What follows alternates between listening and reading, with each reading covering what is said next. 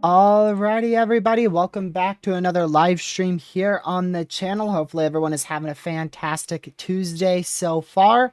Let's see what we have in here today. We have Caleb, Girl Dev, Sam, Jordan, Caden, Rockets, Hoop, as well as Oversteer. Let's see here. I'll go down a little bit more. Rockets, Red Hugs, Jake, Dane, Jaden, Misty, Mike, Randall, and Indiana as well. Landon, glad to see you in here. Cool guy. Let's see, weather-wise, and ALT, Alt, Liam, glad to see you guys all in here, as well as everyone else who is watching may not be chatting, or if I forgot to welcome you, welcome to the stream. Alrighty, let's switch on over to our main scene. Hopefully everything is good to go. Yep, that's the correct date. No glitch for now. Hopefully that stays, hopefully the overlays behave. Like I said, a couple days ago, it was about 4 days ago, they were going crazy for some reason before stream. Haven't had it happen since, so still good. But yeah, hopefully everyone's having a great Tuesday. We've got a lot to discuss today. A lot of uncertainties, a lot of updates, and even an entire new day that has been added to the day of severe weather potential on the Storm Prediction Center's Outlook. So let's go right ahead and go right on into it. I'll switch you guys on over to a cleaner map here. So, severe weather kicks off tomorrow. We'll be live for severe weather coverage tomorrow, probably beginning around 6, 7 o'clock. We'll be live for both coverage and a briefing. We've got a slight risk for severe weather. Currently, they have a 2% chance for tornadoes. They might include a 5% at some point if there's confidence in surface-based storms firing. Damaging winds also could be a possibility as well. Up to about 65 mile per hour winds will be possible. And then hail, biggest issue. I don't know if we've had a hatched risk before earlier this year, so I'm sure this is probably close to one of the first hatched risks we've had for hail. We could see up to about 2.75-inch hail tomorrow in Oklahoma, Arkansas, Texas, northwestern Louisiana. This is for tomorrow, Wednesday, tomorrow, March 12th. So that will be our greatest risk. Definitely hail is your biggest threat for severe weather, followed by winds. And then if we can get a surface-based thunderstorm, could see a brief tornado or two. Like I said, we'll be live probably covering that for at least in 2 hours or so. We'll do a mixture of coverage and a briefing tomorrow. Then day 3, This is for Thursday, March 13th. We do have a marginal risk for severe weather. I do not think this will be upgraded. We have a conditional low wind tornado threat, low wind hail threat, and a low wind wind threat. I don't see anything special about that risk. It will be one of the lesser risks for severe weather we have over the entirety of this week. Then we get into the big threats for severe weather. This is going into Friday now. Friday, March 14th, we have a very large slight risk for severe weather that has been expanded yet again, now expanded into west, southwest Wisconsin and southeastern Minnesota for Friday. Also expanded slightly west into more of central Iowa. And then, of course, relatively the same all the way back down into Texas, Louisiana. I do believe they actually pushed this risk slightly to the east.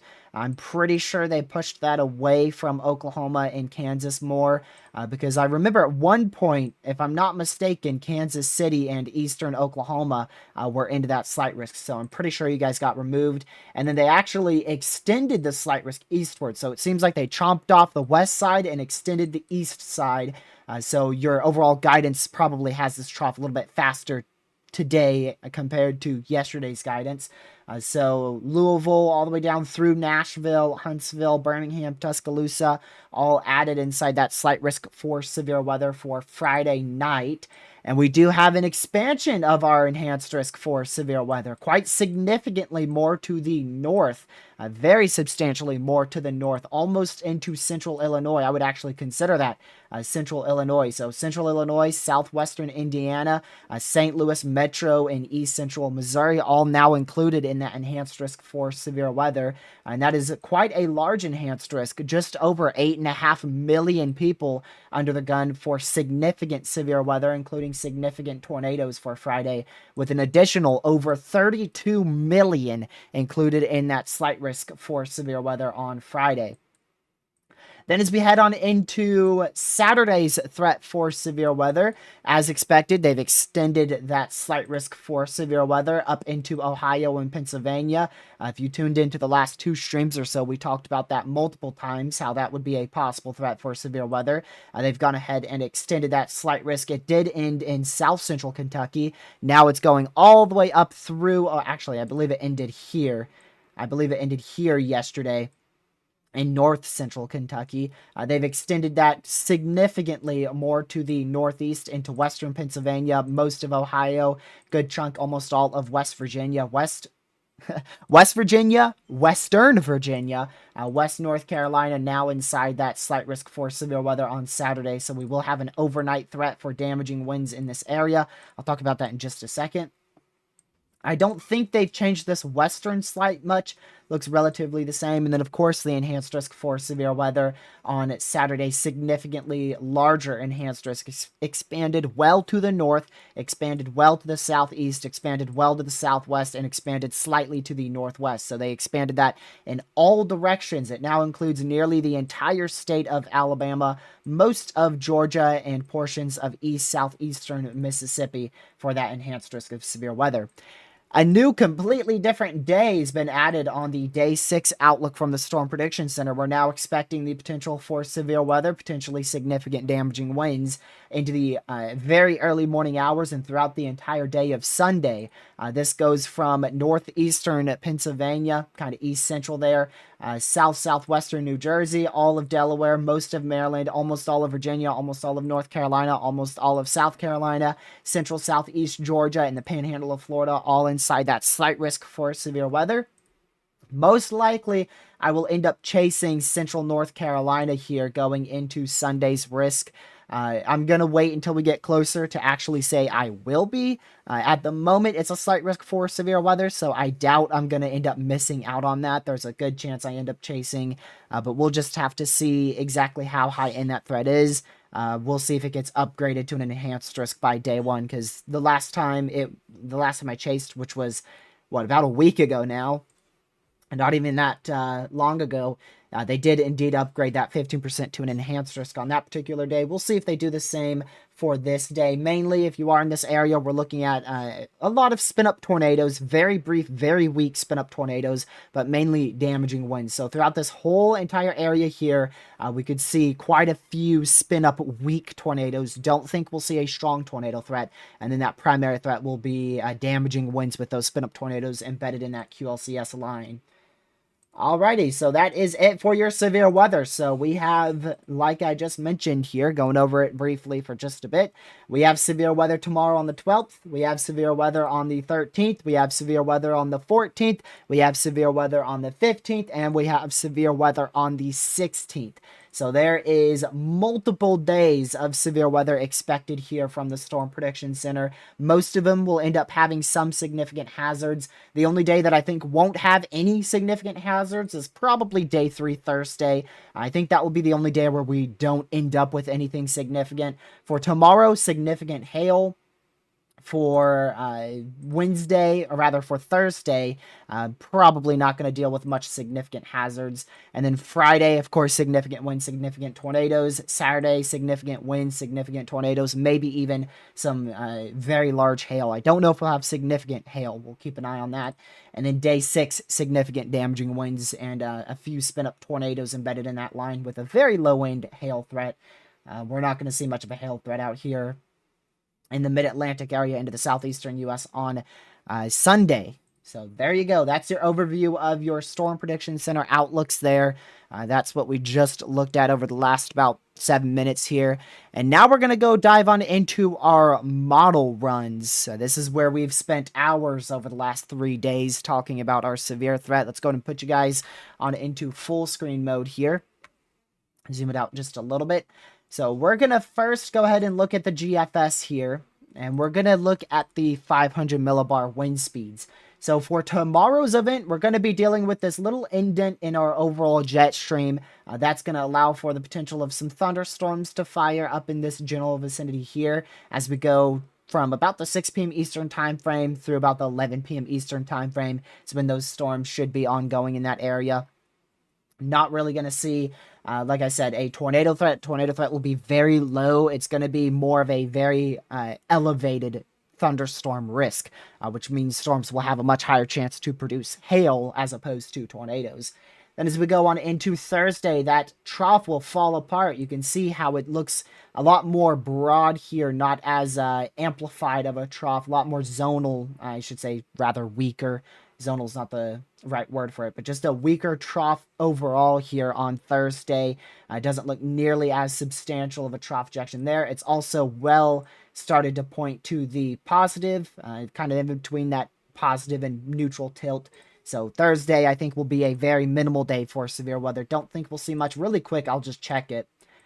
See if, yeah, that's your NAM 3K. So when we do see storms fire there in the late afternoon hours, could see some weak damaging winds. And by weak damaging winds, what I mean is like 40 to 50 mile per hour winds. So we're not actually looking at that damaging wind threat of 60 plus mile per hour winds for this day. And then some very small hail, at most an inch in diameter. I don't think we have much wind shear.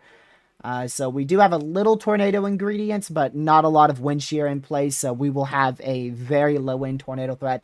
Wouldn't fully rule out a tornado threat where those storms could be a bit less clustered. But Thursday overall, a very low chance for any significant severe weather.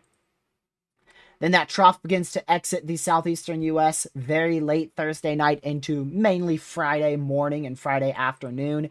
That will push off into Florida and then eventually go down into the Bahamas. And then Friday morning, most eyes are going to be focused on this big trough out here in the Four Corners region. This is really early Friday, around the 4 a.m. Eastern time frame. You could see all this defluence starting up. It is starting up here in the morning hours. It's not strong defluence, but you could see all that huge area of defluence beginning across that entire area. This whole region starting to see defluence Friday morning. And of course, you can't really get storms to fire unless you have strong defluence with a more favorable environment. The environment will not be favorable in the morning hours of Friday. Then as we go into Friday evening, and especially in the late evening hours, we're going to get very strong defluence aloft, extremely strong defluence aloft across our main enhanced risk for severe weather. And you can see how sharply and how rapidly this progresses into a extremely potent and amplified negatively tilted trough in the afternoon hours of Friday. A very, very amplified trough ejection. This is going to lead to extremely strong forcing along that cold front wherever those storms do end up firing. And in this case, I believe your storms would probably end up mainly firing in like this area in here as we go through Friday evening and into the early night hours. And if you look here, there you go. That's what I was looking for. So that's where your storms would begin to fire right there. If we go to precipitation type, booyah, nailed it. Right on the nose right there.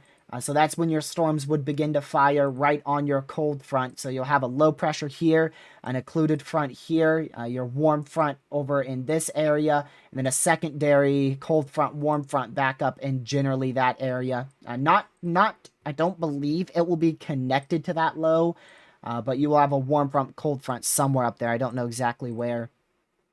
It would be somewhere, yeah, there you go. It would be somewhere in like this vicinity where you have another cold front, warm front mixed in with, I believe, a low pressure somewhere up here in Ontario. So not really that complex of a setup for severe weather, but it is definitely a very potent setup for severe weather.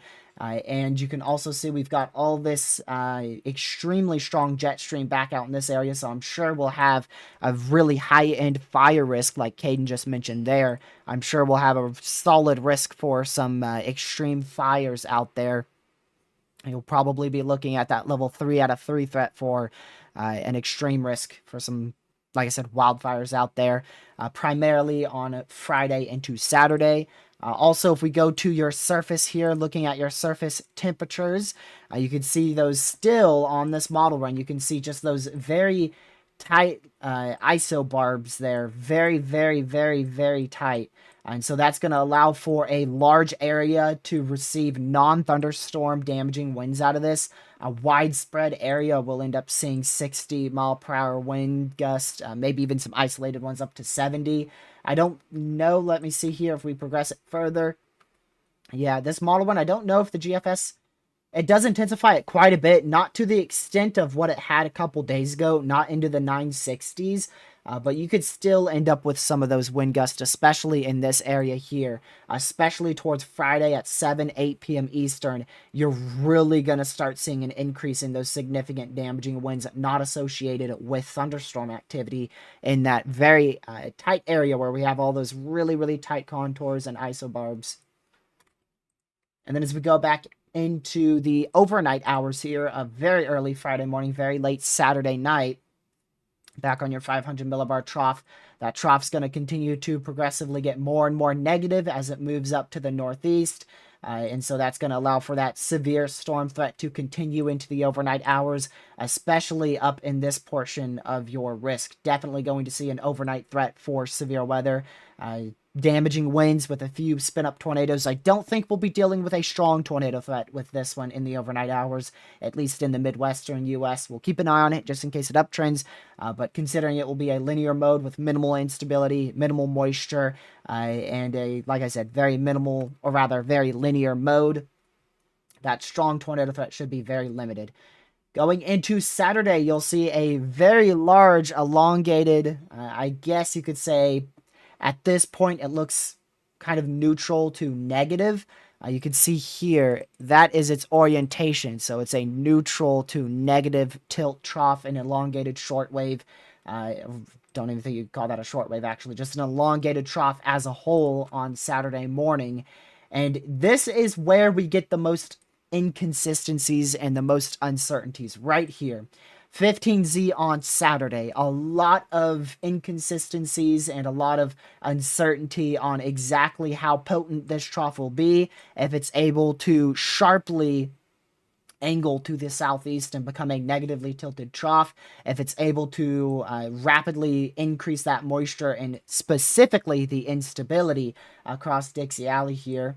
And if we just progress that further, you'll see the GFS says yes, yes, it will. So the GFS has a very notable outbreak of tornadoes across much of Dixie Alley, into the Tennessee Valley, maybe even as far north as the southern Midwestern U.S. there, with the greatest threat definitely being right in here for long track, strong to intense tornadoes. However, I am not sold on that scenario at the moment.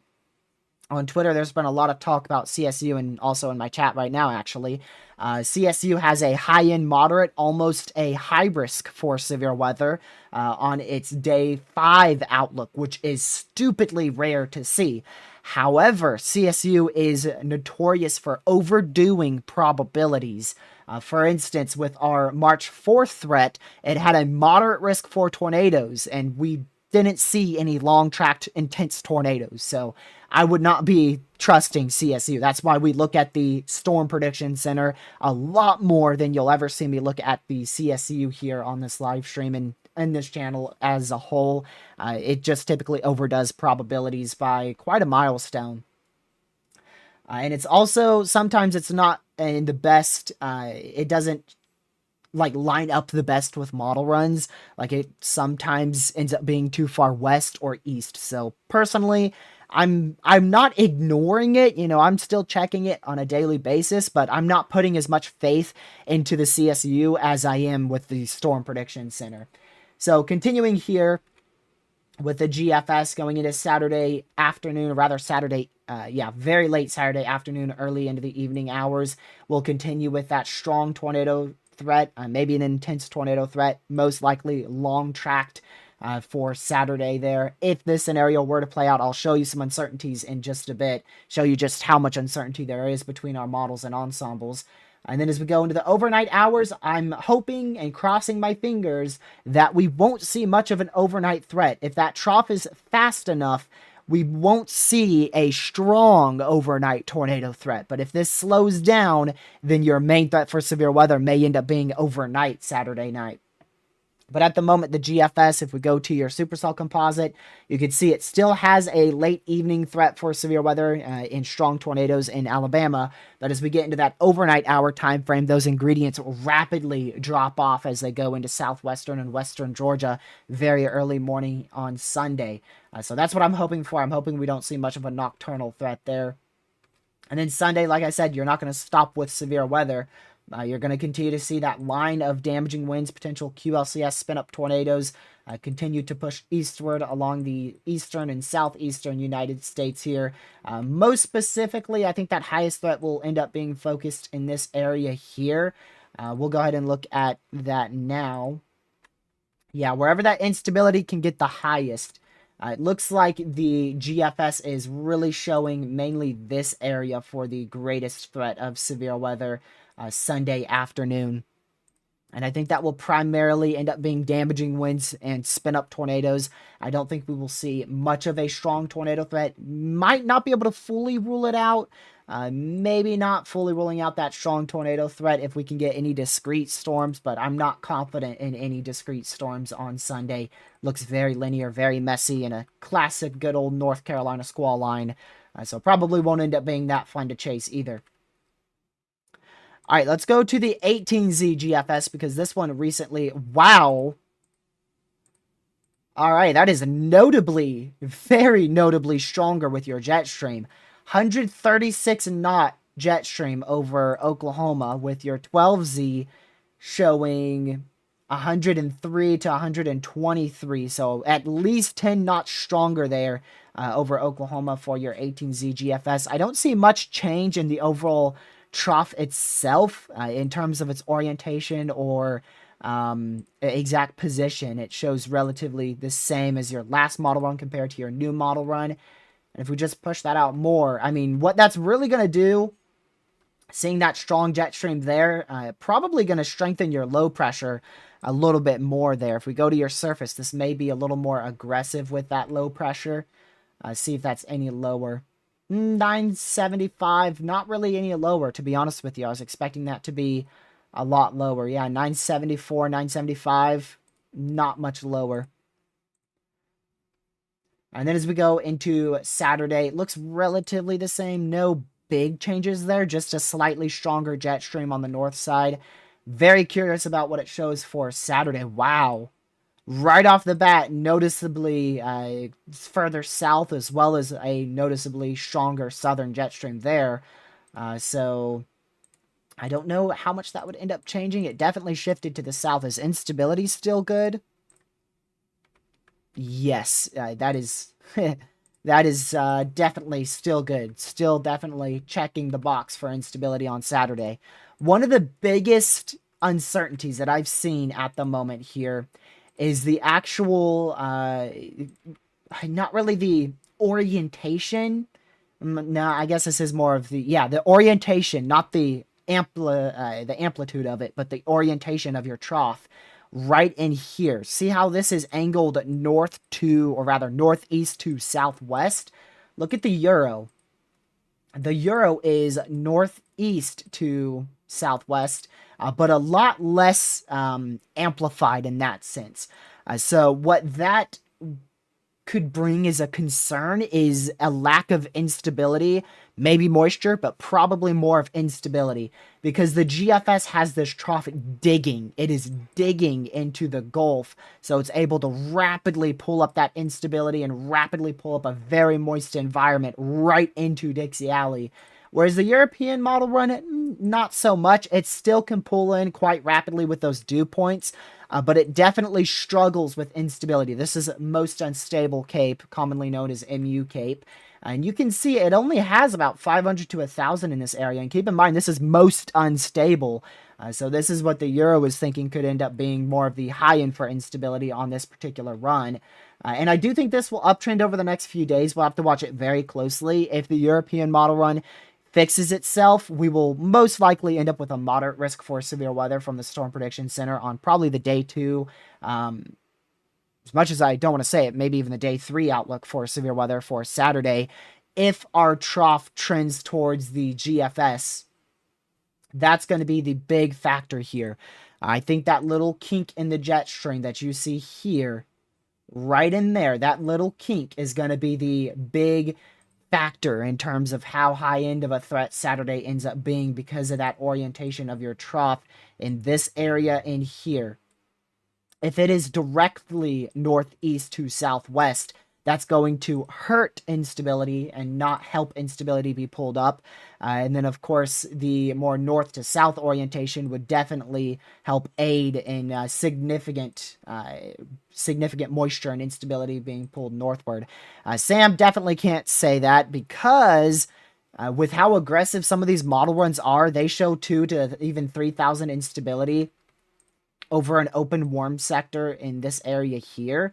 And in Dixie Alley, when you have that much instability mixed in with, even if it's low end lapse rates, as long as it's greater than 6, which you can see it's definitely greater than 6, you could easily see with any supercell in that area, you could easily see a long tracked intense tornado easily. As even a single supercell, just one supercell, it could very easily spin up, or rather not spin up, but form a long track strong tornado threat if that were to happen. I don't feel like it will. That's my personal opinion. I feel like the GFS is too aggressive. It continues to uptrend though. I feel like it's too aggressive. That's my personal opinion. I feel like we'll end up seeing something more of the European, where we have this more a more elongated belt of flow, slowly tilting from southwest to northeast, as opposed to rapidly like the GFS, which will definitely allow for a strong tornado threat. But I don't believe we'll end up with that long tracked strong tornado threat unless the GFS solution actually occurs here, which it's too tricky to say. Again, if we compare all of our model ones, actually, let's look at some ensembles. So most of these are, wow, pretty much all of these are with the high-end solution here. Okay, there's Ensemble 17, which you can barely see. It's at the bottom of your screen. I'll try to zoom out for you. This one has it more, see how it's more northeast to southwest like that? That's like one of the only ones that have that. If you look at Ensemble 13, you can see that's more north to south. 12 is north to south. 11 is a little more northeast to southwest, but a lot of these are north to south, north to south, north to south. And that's just going to allow for rapid air mass recovery. If you look at your instability, most of them are probably going to end up having a high-end amount of instability because of that. Yep. Pretty much all of them have greater than 1,500 instability. Only a few of them, like Ensemble 17, don't have the greatest instability. But pretty much all of them have a very notable area of greater than 1,500 instability. You can see Ensemble 20 as well, right here at my cursor. Bottom right corner of your screen there. Not that good with instability either. But most of them are pretty good with Cape there. So it's going to come down to that trough orientation. And personally, I think it's going to end up being more of what the Euro says. So I do not think we will see a day 3 moderate. The only reason why I said that is because the GFS is aggressive. If the GFS was actually correct and an accurate model run, then there's a chance we would end up seeing that. But the GFS, I'm not trusting it. I never put too much faith in the GFS. Let's see here. So I wouldn't trust the GFS with such a significant outbreak. Now, if tomorrow we wake up and the Euro and the Canadian model run and our ensembles are looking better, yeah, we're going to be in big trouble. But right now, the GFS appears to be a bit more of an outlier. Regardless, ooh. Canadian struggles with instability, but it's trash with pretty much everything other than your trough. At least in terms of its accuracy, from what I know, it's only good for your 500 to 850 millibars. Anything other than that, and it's going to be garbage. But it looks like your Canadian's actually trended towards the GFS, so yeah, it definitely has. The Euro may be your outlier. Almost undoubtedly Saturday's going to go moderate. I really think Saturday's going to go moderate. Like I said, I don't think it will be day 3, okay? The only reason why I said that is because of the GFS model run. If that actually happened, then it probably would have a chance at it. But I do think we will end up with a moderate risk by day 1. Anything more than that, talking about a high risk or, what Twitter's been saying, there's a specific trough that looks similar to this that we talked about a lot in yesterday's live stream. Let's just say that. It's too difficult to... It's too far out and not enough certainty to talk about a high risk for severe weather. However, I'll tell you this. The fact that the Storm Prediction Center is already so confident in strong tornadoes occurring. They said strong tornadoes are... Actually, I'll read exactly what they said, so that way I don't take their sentence out of context. Tornadoes, some strong, are expected. So all severe thunderstorm hazards are expected, including tornadoes, some strong. And them saying that on the day 5 outlook is... that in itself, if you just get rid of every model run ever, that in itself is super concerning. Because the SPC is always conservative. They are always very conservative with their forecast. Because obviously you don't want to end up, issuing higher end risks every single setup. That's what Twitter does. So just them saying that is already a significant eyebrow raiser. That's like, whoa. That's really significant seeing them say that on the day 5 outlook. So we will see which way these model runs trend. Again, what I'm going to pay attention to is that orientation. If we compare the GFS, if you're just now tuning in, I'll show you once again what I'm going to pay attention to over the next few days. That orientation of your trough. It is north-northeast to south-southwest on the GFS. And see how it's more north than northeast, right? It's not directly northeast. Directly northeast is this way. So it is not a directly northeast orientation. Whereas on the Euro model, It is nearly a direct northeast orientation there, and not so much a directly southwest, but definitely a lot more southwest orientation than the GFS. So that's going to be what I pay very, very close attention to on the next couple runs. Of course, you're still going to pay attention to instability, wind shear, moisture, all the other stuff, lower level jet. But just the orientation of that trough is going to give me a much better idea of if we're going to see rapid air mass recovery Saturday afternoon. And if that does occur, then we are most likely going to end up with a widespread tornado outbreak across Mississippi, Alabama, Louisiana, Georgia, Tennessee on Saturday. If something like the Euro solution is correct, then we will end up with more of a widespread damaging wind threat with a few spin up tornadoes, maybe a few strong tornadoes, depending on exact scenarios there of what the Euro may show in the future. So the Euro definitely shows more of a wind threat, whereas the GFS is going to be pretty much all out on a tornado outbreak. And I mean, you can see why. Just that rapid intensification of your ingredients there. That is mainly because of your capping lifting early in the morning. So right as it hits 10 a.m., 10 a.m., boom, that environment starts to explode in intensity. You start to see that QLCS threat spin up and begin to form. You start to see those semi-discrete cells over Alabama, Mississippi. This is freaking 10 a.m. in the morning here, if not a little sooner, and you're right away diving right on into a tornado outbreak possibility. That continues through 2 p.m., continues through 5 p.m., continues through 7 p.m., and then finally, by the time you get into your overnight hours after 7 p.m. Eastern, that line has primarily pushed everything into a very linear mode, and you're looking at more of a QLCS spin-up tornado threat with damaging winds. So Saturday, by a milestone, looks to be the most significant threat out of all the 5 days we have. We have tomorrow, then we have Thursday, Friday, Saturday, Sunday. Yeah, out of all the 5 days, Saturday looks to be the most significant at the moment in terms of your tornado threat. The most widespread will probably end up being Friday. Friday, we have a risk of damaging winds across this entire cold front here. We're going to be seeing a widespread severe weather event. There is the possibility for a derecho, just putting it straight out on the table. Not many people have mentioned it. There is the possibility for a derecho. The only reason why people haven't talked about it much is because instability is a little bit on the lower side. But you can see out here, we're at 1,000 to almost up to 2,000 instability. And on that northern side, we're between 1,000 to 1,500 instability.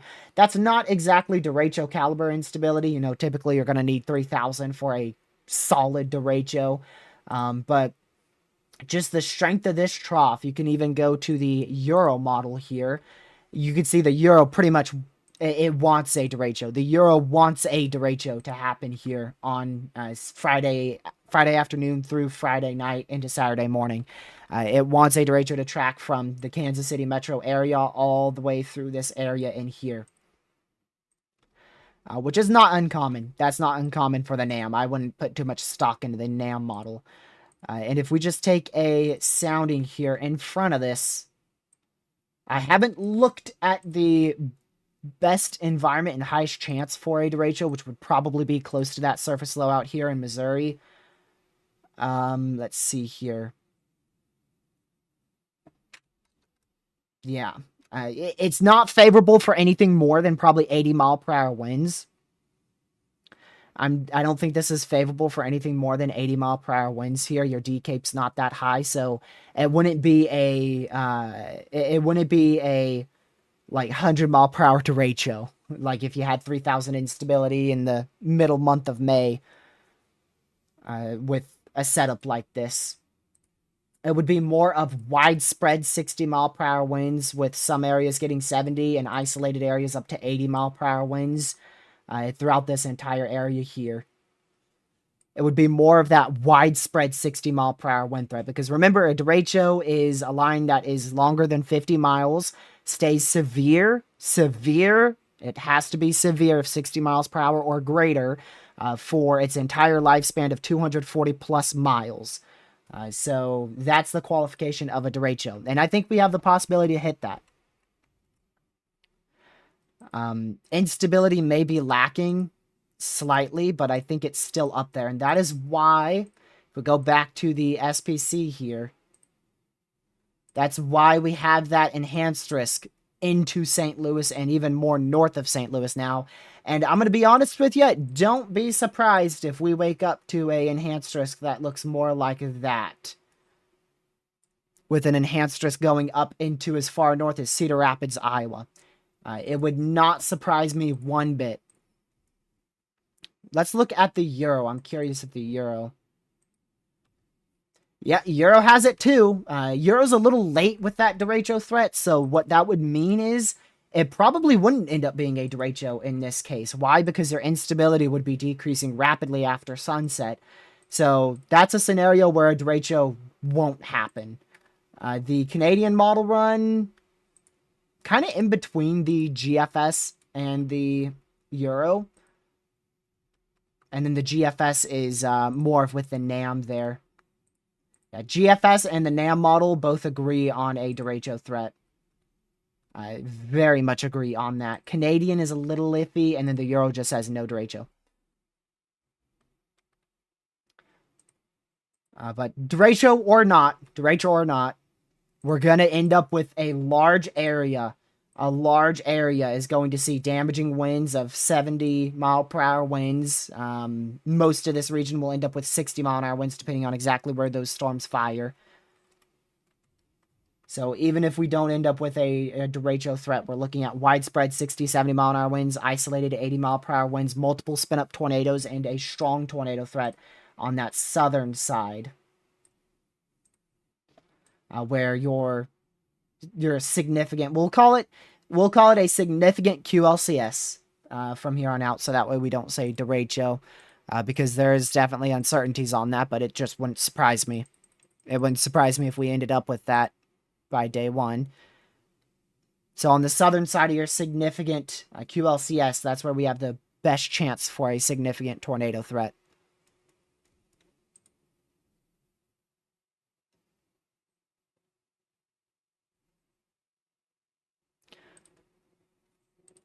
There's definitely a derecho possibility. There definitely is. When you have a cold front this intense, and you have a trough ejection this intense, you have a lower level jet that is definitely very present. Like I said, your instability is probably the number one thing that's going to keep this from actually being a derecho. But whether or not we see a derecho, we're still going to end up with widespread 60 mile an hour winds. You know, we might barely not hit that derecho qualification. But it's still going to be extremely impactful. It just may not actually be classified as a derecho.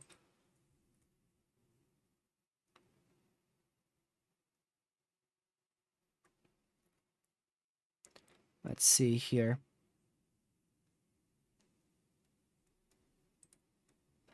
So wind threat, Friday definitely is going to take that away.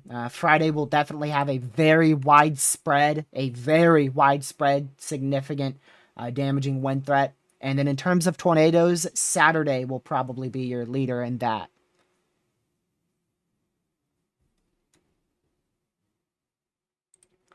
So this area here, again, we could see strong tornadoes in it, but the primary risk will probably end up being that widespread damaging wind event.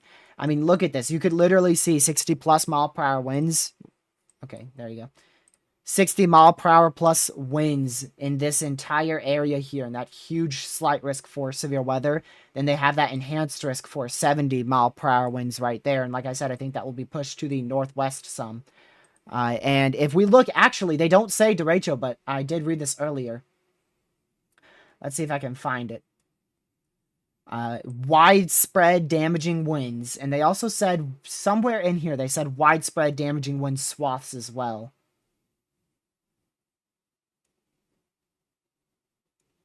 Let's see here. I'm not sure if I can find it. I don't see it exactly in this discussion here. I'm going to have to go to the SPC site to actually find it, because it's a bit difficult to read it in this type of format on Radar Omega. I like it how the SPC does it. Let's see here. A strongly forced convection within the deep layer flow will pose a widespread risk for potentially significant severe storms and tornadoes from late Friday into the overnight hours across a very large portion of the centered area over the Mississippi and lower Mississippi Valley. The mid and lower Mississippi Valley.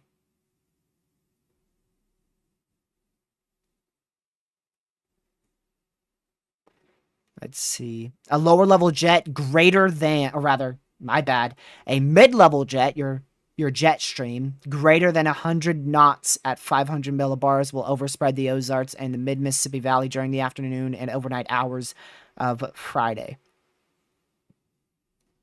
All severe thunderstorms are, or rather, all hazards, I keep messing up. All severe hazards are expected, including widespread damaging winds, tornadoes, some strong and large hail. An intense spring storm system will deliver a multi-day severe weather episode to portions of the central and eastern United States on Friday, continuing throughout the weekend. Yeah, we are definitely in for a very significant event.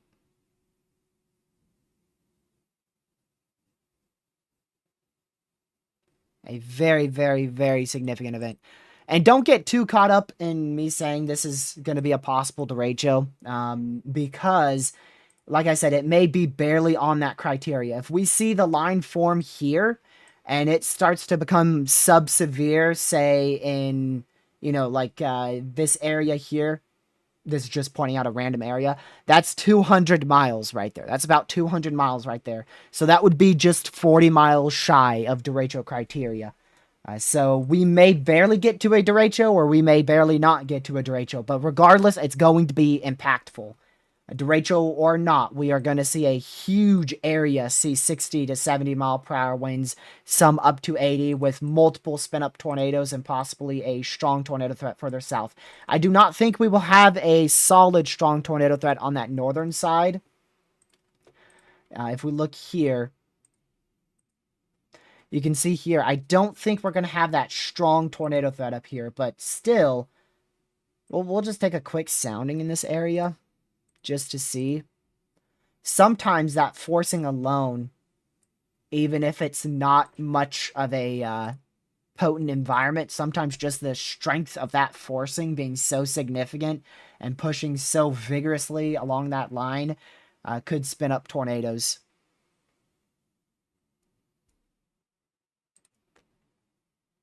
It could definitely spin up tornadoes.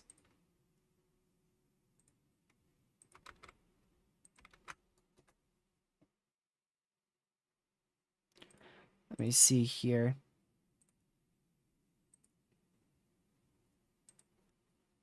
We got a celebrity weather on the go in here. Glad to see you in your weather on the go. Hopefully you're doing well. Thanks for tuning in. Enhanced risk almost undoubtedly will be pulled further north towards eastern Iowa, northwestern Illinois for widespread damaging winds, some hail, and the tornado risk is very low.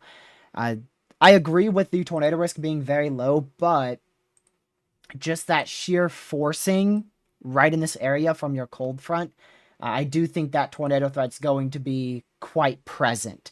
I don't think we will see a significant tornado threat, but I'm very confident we will see a tornado threat up here.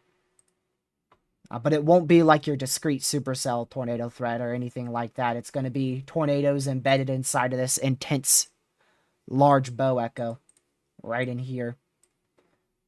Like I said, there is a scenario where we don't see such a strong line of damaging winds. The European model run shows that partially. I mean, that's still, gracious, that still looks like a very intense line of damaging winds. So I'm fully in agreement there with weather on the go. I do think they will pull that enhanced risk northwest. That's why I mentioned earlier, wouldn't be shocked to see an enhanced risk more like that pulled up into Iowa and Illinois a lot more.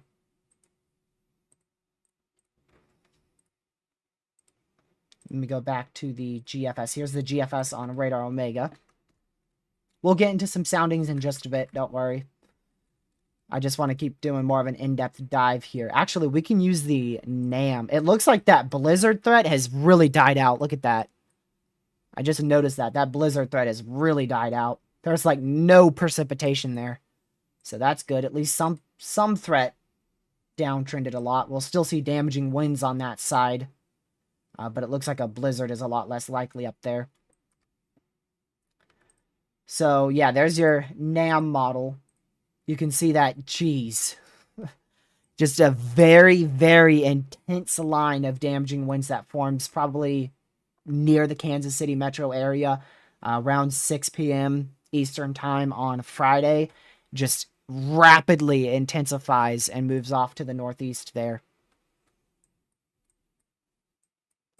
The NAM may be too quick with your trough. It may be firing storms too early. I feel like storms won't really start going till more of central Missouri, whereas you can see here, this would definitely have more of a all hazards threat, slightly more west of that slight risk for severe weather. So the NAM might be a little too fast there with your trough.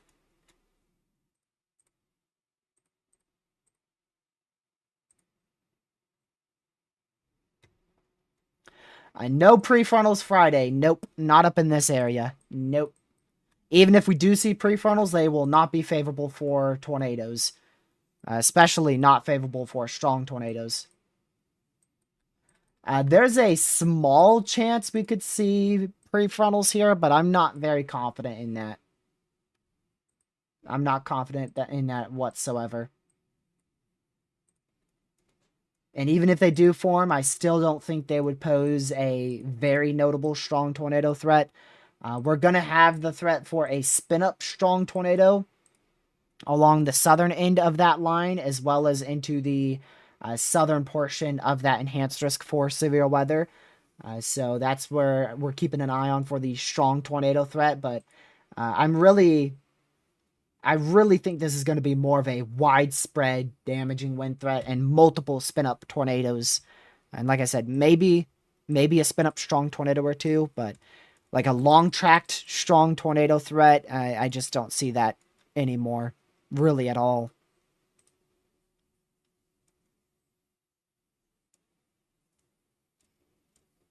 That's shifted into Saturday's threat. A couple days ago, this looked like we would have the opportunity for long-track tornadoes in Arkansas, but now it seems to have downtrended.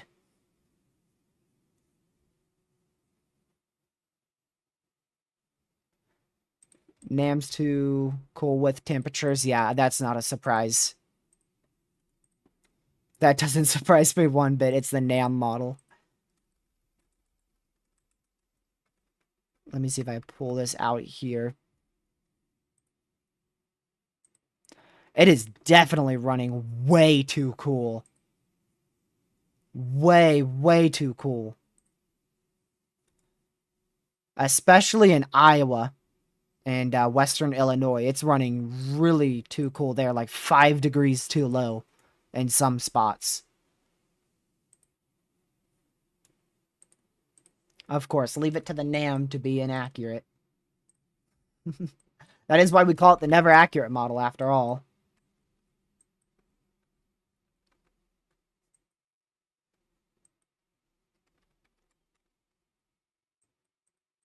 Friday's northern mode has always been a more clustered to linear threat all the time.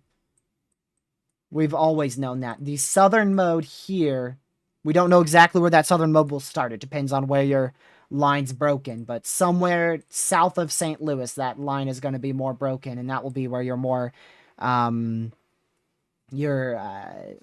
semi-discrete supercell threat could be.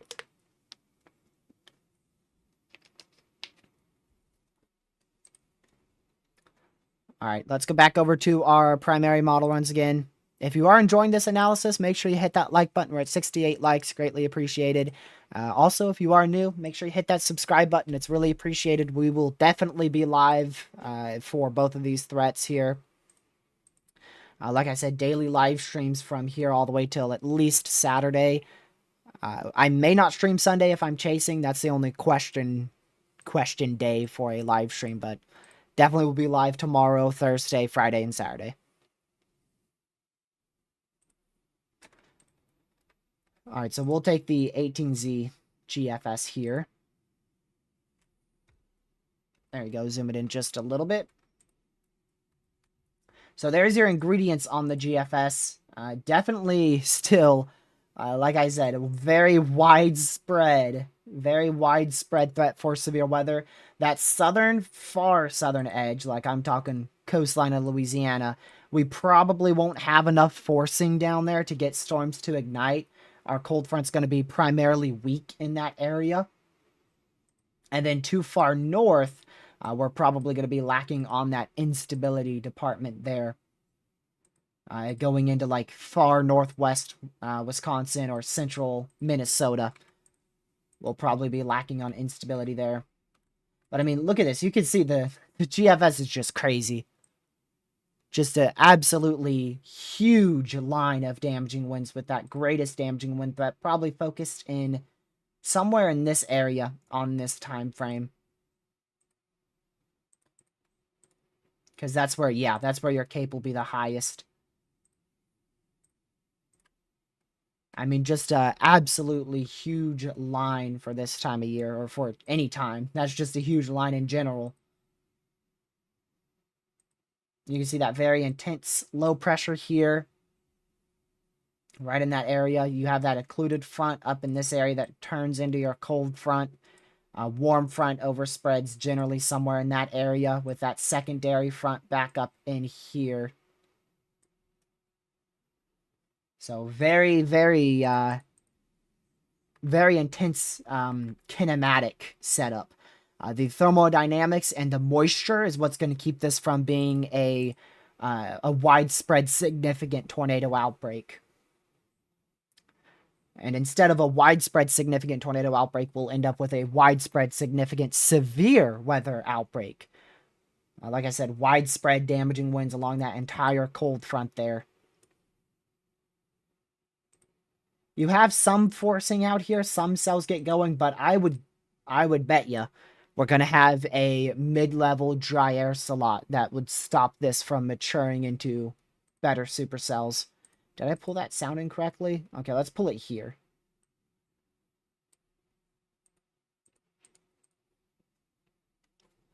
December 2021. Yeah, I mean, to be fair, a lot of derechos in Iowa remind me of that day, but I mean, I don't know if we're ever going to see a derecho like that in Iowa again, because I mean, I can't remember it too well because I wasn't tracking professionally back then. I had that terrible free browser. We didn't have no WeatherWise back then. 4 years ago, there was no WeatherWise, so you didn't have a good browser app.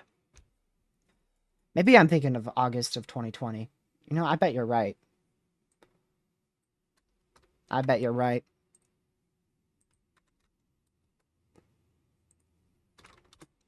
December 15th, 2021. I doubt it's going to be that good of an environment. I don't know how the environments compare. But yeah, we're definitely not going to see that far north of a significant threat. On that day, the moderate was up into southeastern Minnesota. I don't think we're going to get up there. I haven't really thought of a moderate risk on Friday till just now. Maybe it's possible for winds, but I feel like it's a little too far out. Imagine they pull a day 3 moderate for winds. I don't think they will, but just a thought popped in my head right there. I don't think they're going to pull that, but just... yeah, I think the main change with tomorrow's outlook will be the expansion of that enhanced risk to the northwest. I don't think we will see a day 3 moderate. I don't think we will see a day 2 moderate. And we probably won't even see a day 1 moderate for Friday.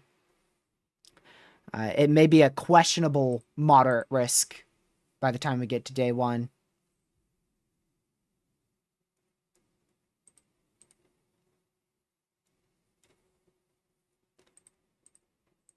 The day that I'm most confident in going moderate for now is Saturday for tornadoes. If Friday does go moderate, it would definitely be for winds, not for tornadoes.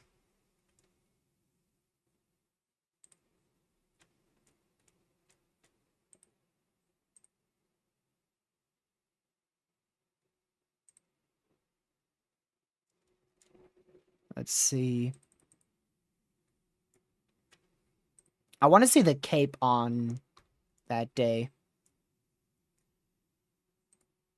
Just a brief break. I want to go see the Cape on December 15th, 2021.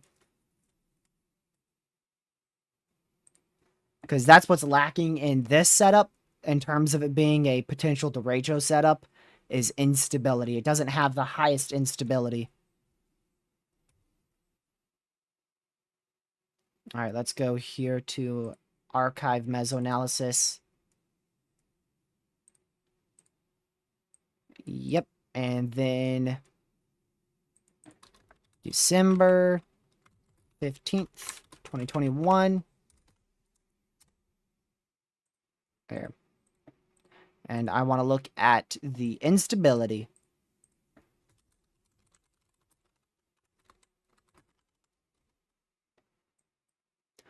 Let's see how much Cape we had up there on this day.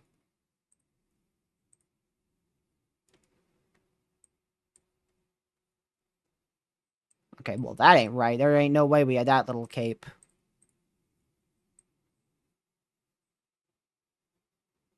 Is that correct? Only 1,000? Is that actually right? Wow. Well, shoot. That's something new in my mind. I didn't think you could have a Derecho with such little instability. That's like 500 to 1,000 instability. That's so little. Wow. It must have been your trough. Like I said, you could get a big damaging wind threat if your trough is strong enough there. Especially if you have a strong low pressure center. I don't know how strong that low pressure is, but here you go. This was the trough on December 15th, 2021. And you can see that very, very negatively tilted, strong trough right in there. So definitely considerably more north than the trough we're going to be dealing with. Significantly more to the north. At least in terms of where that low pressure will be located. So our Derecho threat definitely won't be as far north as what it was on this day. That's for sure. I could guarantee that.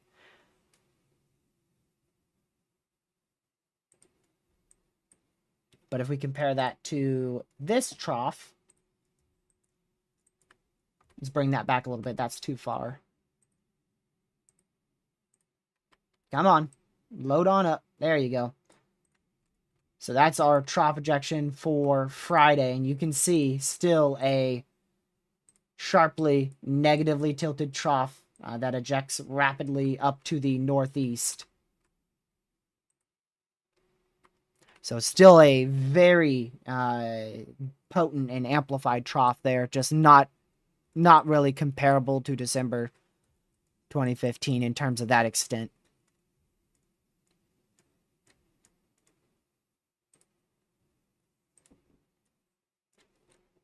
I was looking at it more of an analog. I don't think it's really an analog for that. But I could still see some similarities. The main similarity is really just the strength of the trough. That's the main similarity between the two.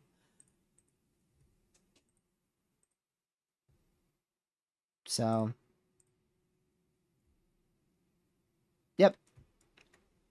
My personal opinion, low cape, high shear environments are more impressive than high cape, low shear environments. Yeah, definitely. That is for sure. I mean, that's always what I've liked more too. I'd much rather chase a environment that has like 1,000 instability or 500 instability even with high shear than an environment that has other way around. Low shear, high cape setups. I feel like those are just going to end up being very, very robust thunderstorms that would end up being more of a hail threat and a wind threat. And then, of course, you'd still have a tornado threat with that low wind shear. But I feel like that low wind shear, probably wouldn't promote such a substantial threat.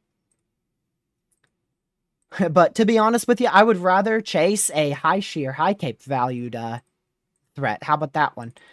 How about both? I would rather have a high shear, high cape setup.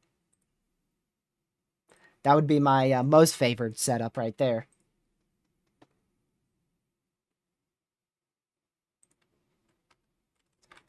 Which, that's possible Saturday.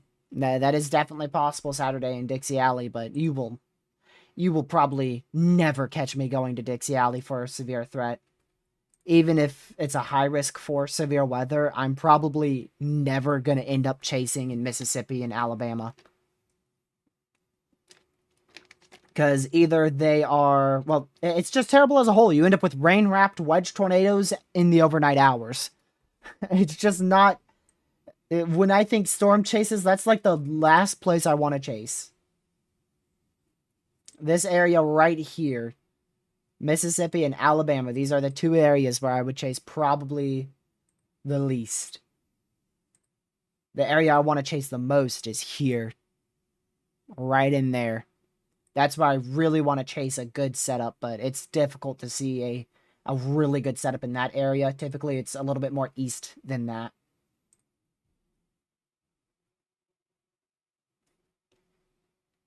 Just slightly more east than that.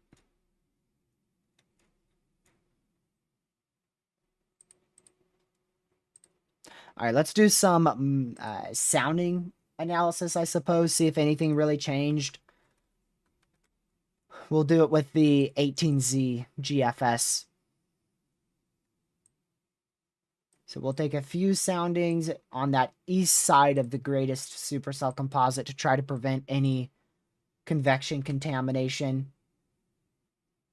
We'll take one up there in Illinois. Another one to the east here. One more on the southeast side. Then we'll move into overnight Friday. One of those. And we'll go into Saturday. We'll take one out here in Louisiana in the morning hours of Saturday. Try not to get convection contamination. That's going to be difficult here. It's going to be pretty difficult.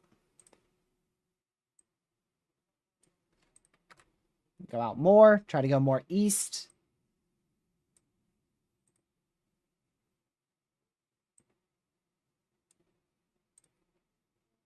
There we go. Pull 3 more there. And then we'll do one. Actually, we may do a few more. I was going to say one more time frame. Always trying to pull them on the east side of that warm sector there so we don't end up with much convection contamination. Then we'll do just like 1 or 2 here. We'll do one here, and then we'll go the next hour, and we'll do another one like here. Alrighty, here comes 20 soundings. Y'all ready? It's going to be like near 20 soundings. So this one is going to be up in northeastern Missouri, west central Illinois. Right off the bat, number one issue, temperature dew point spread. That is 21 degree temperature dew point spread. So it's going to be very difficult for you to end up seeing a strong tornado threat. However, you've got that very strong forcing, which is just going to grow all of these storms upscale rapidly. So more of going to look at this. The instability, 1,700, that's good. Downdraft Cape, 885, that is sufficient. It's not very high, so I doubt you would see a threat greater than 80 mile per hour winds. But maybe you could see isolated wind threats slightly higher than 80. Lapse rates are really good, so that means you've got a lot of temperature change with height, some cooling with height, which you can very much see. That lower level lapse rate is stacked. Look at that. Quite substantial change with height on your temperatures. A lot of cooling there, which is really good for thunderstorms. So that's why you have your lapse rates up to 8.3 in that surface to 3 kilometer range. Great veering with height because of that very strong cold front, very strong forcing mechanism. Really good photograph. I mean, where's the rest of it? So really, really good photograph there. So definitely favorable for significant damaging winds, 70 plus miles per hour, and multiple spin up tornadoes with the line that moves through here in the late evening hours. This would be for 5 p.m. Eastern, but storms wouldn't hit this environment probably till closer to 7, 8 Eastern, maybe even a little later than that. Marginal severe on this one. Wow, that is where our strong tornado threat is supposed to be. What time is this? 21Z Friday? Yeah. We'll see what it looks like on the next hour, but that should be where our strong tornado threat would end up being. Good wind shear, okay instability, good lapse rates, but man, that is an issue right there. This is what's going to prevent us from having much of a strong tornado threat on Friday.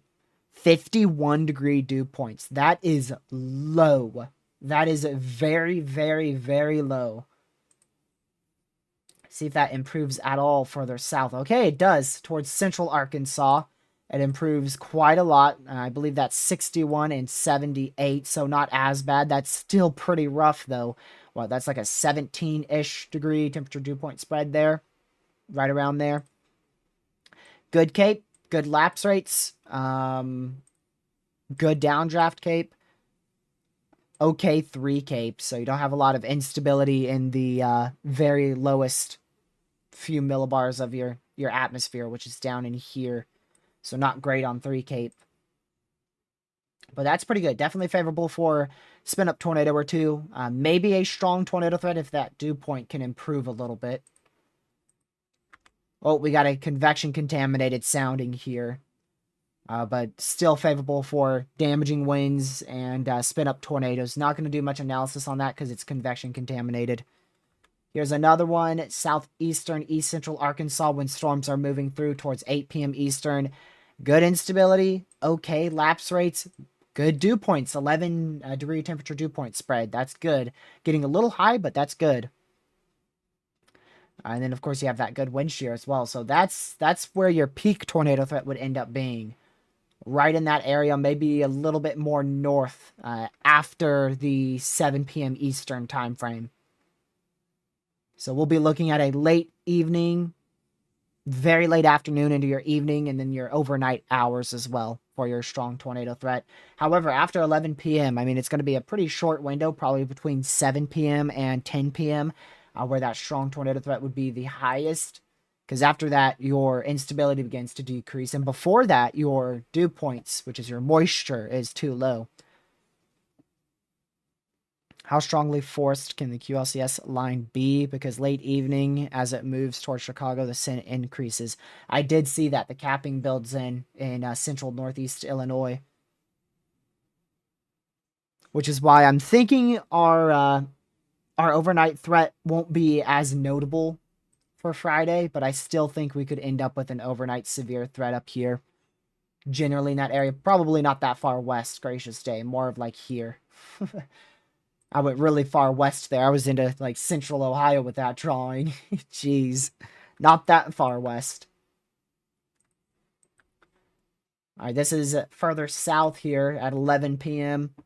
Still really good. I mean, still really good for a strong tornado threat there. Into the overnight hours, northern Mississippi, 11 p.m. Eastern. I mean, still really good. Good wind shear, okay instability, okay lapse rates, good moisture and temperature dew point spread. Really good overall.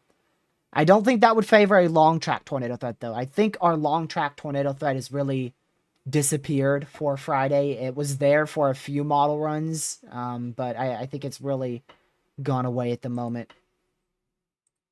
Yeah, and then there's this. Yeah, then there's Saturday.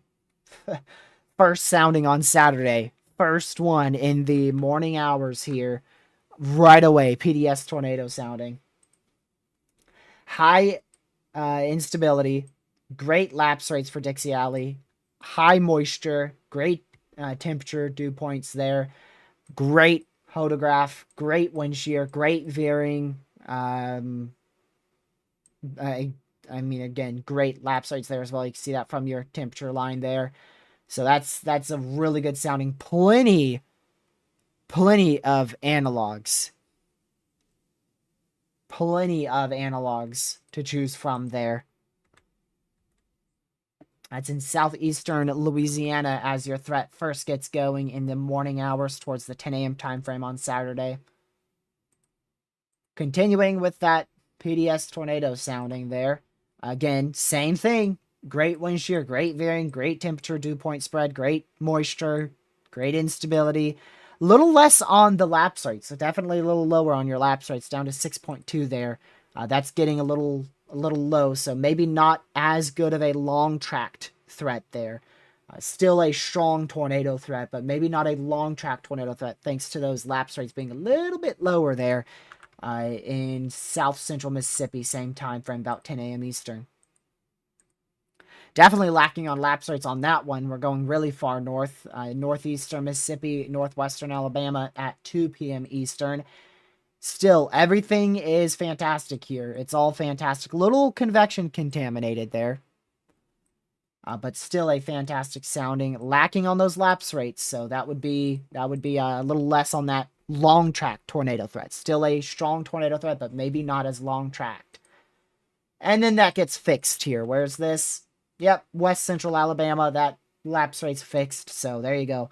Probably one of the better soundings that I've pulled here. Yeah, not really no issues here. D Cape 900, 3 Cape 24. Not great on 3 Cape, but I don't think that will matter too much. That's like an A plus, maybe S tier sounding right there for strong tornadoes. Like I mentioned before, that's all going to come down to the orientation of that trough, exactly how it's orientated. We know it's going to be a neutral trough tilting into a negative trough. But I'm talking about is if it will be more like this here for your orientation, or is it going to be more like this for your orientation? The GFS has more of this, which would be more favorable for all hazards. It has more of an orientation like that, whereas the Euro has more dead northeast and near dead southwest, which would be less favorable for tornadoes because it wouldn't allow for more instability in the warm sector. Let me go ahead and get rid of that. There you go. This is a little bit southeastern Mississippi. I mean, lapse rates just a little worse, but that is still like an A+ sounding right there. Strong to intense tornadoes, maybe long tracked. That lapse rate's right on that edge. In Dixie Alley for a long track tornado threat, I'm looking for something greater than or right around 6.5. So that's like right on that nose of being a possible long track tornado threat. Another one here. Let's see. Where is that one at? Northeastern Alabama. Definitely go down on instability, but this is convection contaminated. So this environment's being actively used up by thunderstorms at this time on this model run, which is 5 p.m. Eastern, 4 p.m. Central, northeastern Alabama, just north of the Birmingham Metro. And you can see good instability, good temperature dew points, a little, actually a little bit of a gap there, a bit of a too wide of a temperature dew point spread there. That's like 12. So that's why you don't have a PDS tornado sounding on this, because that gap's a little too much there. Might end up with a little bit of a struggle. May have some more elevated thunderstorms that would struggle to produce tornadoes a little bit more as if they were surface-based. Same goes here, where we must not be in that good warm sector. Yeah, so this would change. This would change. These soundings that we're pulling right now that don't have PDS on them, better moisture would arrive within the next 3 hours of me pulling these soundings. I mean, they're all still really good soundings. Where's this one? That's definitely an inversion. Southeast Alabama at 8 p.m. Yeah, that would be when storms start to try and grow upscale. They'll really be upscale by 11 p.m. So they'll begin to grow upscale between that 8 and 11 p.m. Eastern time frame, though.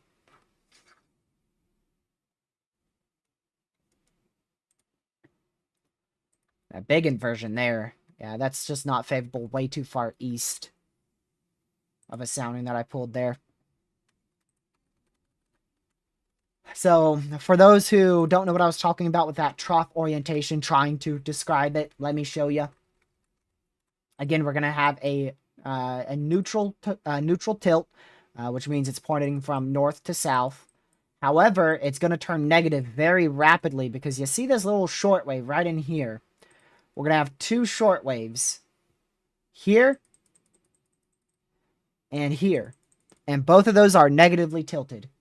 And watch how that progresses through the day. That main one right here into the afternoon hours, that becomes your main trough. And it's now negatively tilted because of that shortwave. And then you also have your shortwave still evident right in here. Maybe even another shortwave in here on Saturday. So look at GFS here. You've got a... this is how your trough is orientated at 5 p.m. About north-northeast, right? Not directly northeast. Again, directly northeast is this way. So that's more in the middle of a north-northeast tilt there. And then you can see that south-southwest tilt this way. And again, more south than southwest, because southwest is this way. So you have more of a north to south tilt with the GFS model run here. More of that north to south tilt. And then if we go to the Euro, big difference. Big difference. Now you are more directly northeast and almost directly southwest. So what that means is you won't have enough digging. There's not enough digging happening here to allow for enough forcing to pull up that moisture and enough forcing to pull up that instability in those prefrontal cells in front of that line into a, in this case, it would be a slightly worse environment, actually, because it would be low instability. You're talking about 500 instability because of how minimal that tilt is. It's very elongated. Still would cause severe weather, but it wouldn't pose that long track strong tornado threat like the GFS has. So completely different there. So that's what you're looking at again. Side-by-side comparison there. The GFS is that blue line, more north to south orientation. A lot more instability, a lot more dew points, a lot better chance for strong long track tornadoes. Euro, more northeast to southwest orientation, doesn't allow for as much digging, less dew points, still around the same, but slightly less dew points and significantly less instability.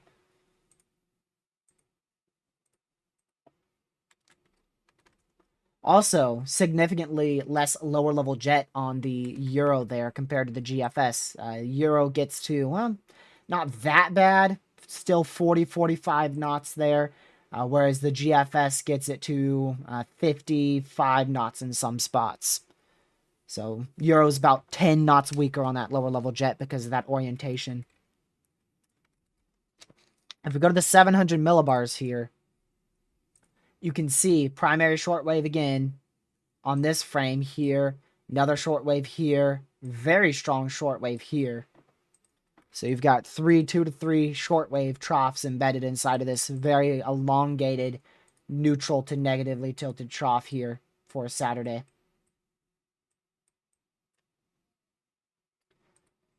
And there you go. That's Saturday's thread. Again, that's the main thing I'm going to be watching is which way model runs trend. Right now, the Canadian also agrees with the GFS. Someone just asked there, what do I think is more likely? I'm going to be honest. I think the GFS is the more likely case scenario. I think we are dealing with a more potent, long-tracked, strong tornado threat for Saturday. But only time will tell. I could easily end up being wrong and it ends up trending the other way, which would not be a bad thing. If we do end up with a GFS solution, though, it's going to be a very, very intense Saturday afternoon. So we got to wait a bit longer. We're not with the very accurate data just yet. We got to wait for our NAM wrap, HRRR, NAM 3K all to render in. That will be, most of those will render in around the 2-day out time frame. So, yeah, only time will tell. Only time will tell. We'll just keep watching the trends, right? That's all we can do.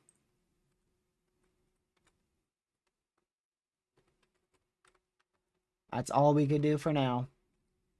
Just keep a very, very close eye on it. Stay hyper weather aware. A lot of people are going to see severe weather out of this. There's a chance it won't live up to that very significant long-tracked strong tornado threat, both on Saturday and also that strong tornado threat on Friday. But regardless, the damaging wind threat is going to be a widespread, significant issue, regardless of that tornado threat.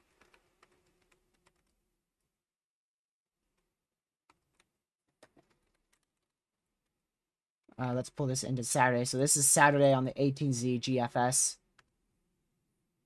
And you know what I can actually make out here? Some prefrontal storms. Right there. There's your front. Your line right, your front's right in here. Your actual line itself is in here. And it actually has some prefrontal storms right there. And that would be in a very potent environment. See if we can pull one in that most favorable environment right here. Just barely to the east. Get rid of that. Oh, still a little issue on your dew point temperature spread, actually. So, still would end up with a tornado threat, maybe even a long-tracked, strong tornado threat there.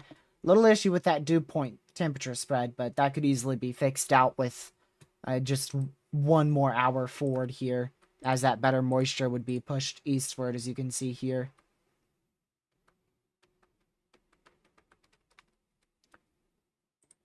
So again, a lot of different scenarios here.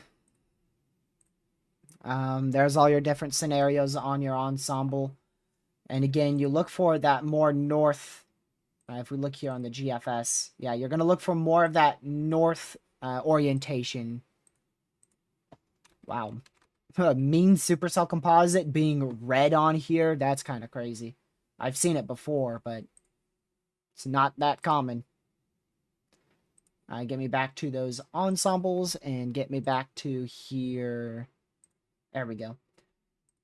Yeah, so that greatest, the ones that show the greatest tornado threat. Ensemble 1, Ensemble 2, Ensemble 3, Ensemble 4, not really. Ensemble 5, not really. Ensemble 6, big time Ensemble 6. Gracious. A little bit Ensemble 7, not at all Ensemble 8.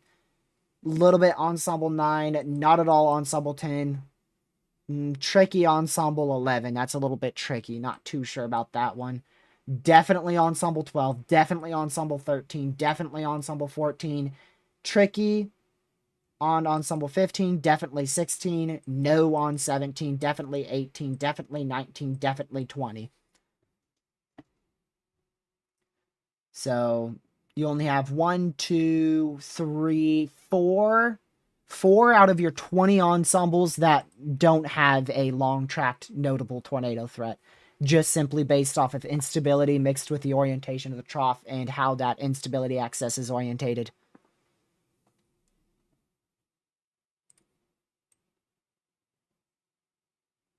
So, yeah, we got about a, we're going to see a very significant threat. I mean, even if we end up with the low wind scenario, we'll still have a chance for multiple strong tornadoes. But with the GFS solution, the GFS is more of that long-tracked, strong, intense tornado threat. It's just a matter of how high end this threat may be. We're going to see strong tornadoes. Probably a strong tornado or two on Friday, and at least a strong tornado or two on Saturday. It's just a matter of how high end Saturday is for strong tornadoes, and also how discrete and semi-discrete we'll end up with storms there on Friday. I don't think Friday will be a very notable strong tornado threat. I think Friday could still end up with, let me see here.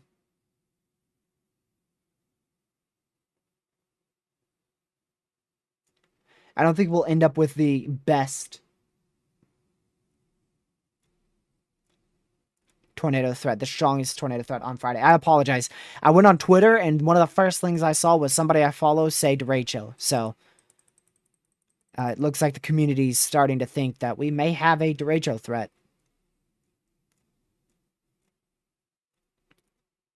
It's not often I see people say that on Twitter. I got to be honest with you. Normally it takes a normally it's going to take like a high end moderate or a high risk before people start talking about a Derecho threat.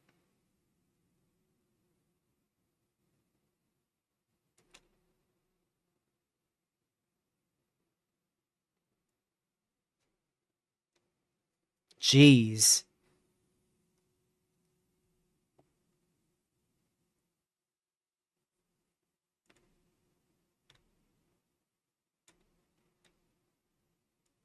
That's crazy. I'm not going to show you guys that either, because it will just cause you guys to panic. It's not what I'm trying to do. I don't want to give you guys a something that's going to end up being very inaccurate.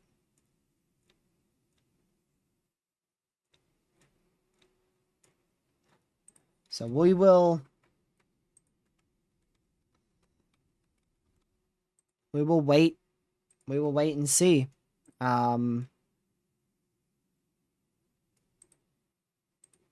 Exactly what ends up happening here with our model runs.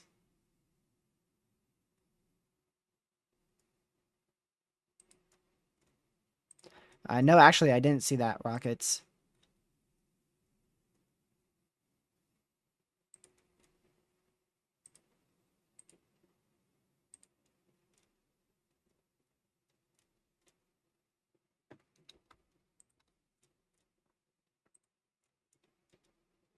Okay. I've been hearing people say this could be a historic situation coming up, but too soon to say for sure. I don't know about historic. It's definitely going to be a very widespread wind event. And most likely a quite notable tornado outbreak on Saturday. Big wind event Friday, tornado outbreak Saturday. But saying historic, I can't really say much on that. And maybe it may not be. Nobody really knows about that. So what we know for Saturday is we know Saturday's ceiling is very high. Saturday's ceiling is extremely high in terms of severe weather. Friday's ceiling is not as high, but it's still decently high, especially for wind.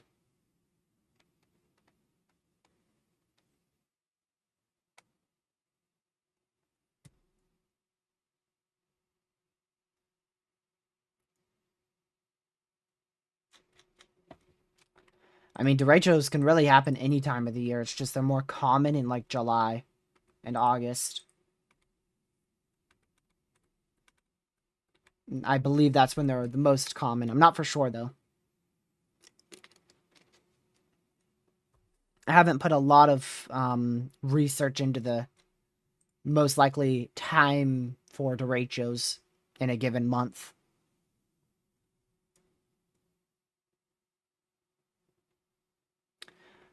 I mean, you're definitely going to want to keep an eye on it, Oversteer, for sure.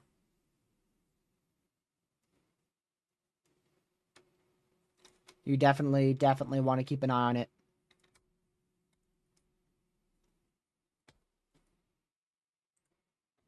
You're in that all hazards threat. So small hail, damaging winds, and a few tornadoes, maybe even a strong tornado, all will be possible.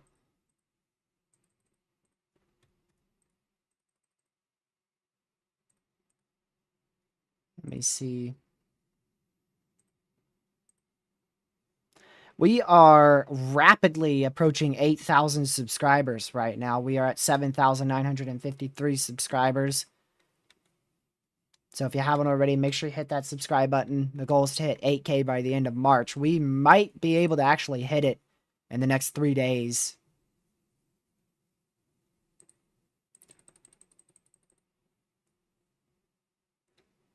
Oh, gracious day. What is this?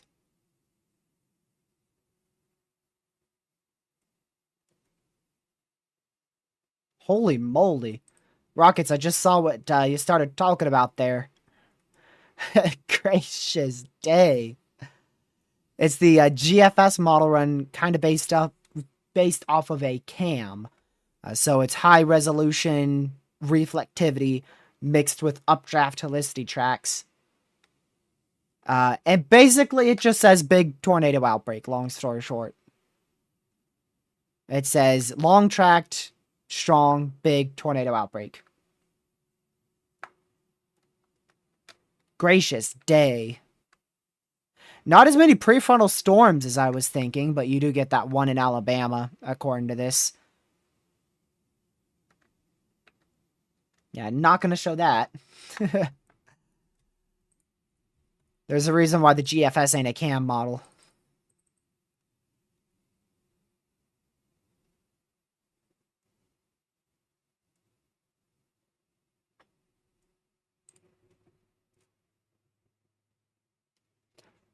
That is insane.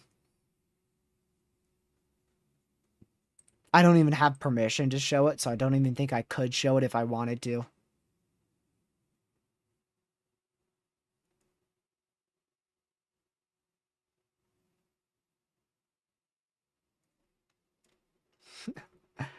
Oh, there you go. Rockets, I didn't get, oh yeah, this is where you added me. Way down here. Gracious. My notifications have been crazy today on Twitter. They've been crazy for like the last week.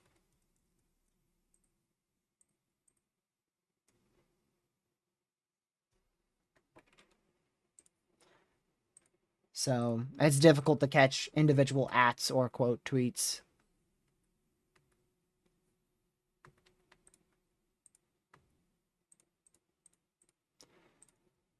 Go back to the euro here. So it looks like the GFS and the euro are finally in relatively good agreement for Friday. They're a little slow, a little fast. You know, there's still little disagreement, but not nearly as significant as what it was yesterday. And then Saturday's... just look at the difference. GFS has a slightly more confined elongated trough here with that sharply negatively tilted short wave. And then the euro just has this huge elongated neutral tilted trough. Not really any substantial short wave inside of that for Saturday.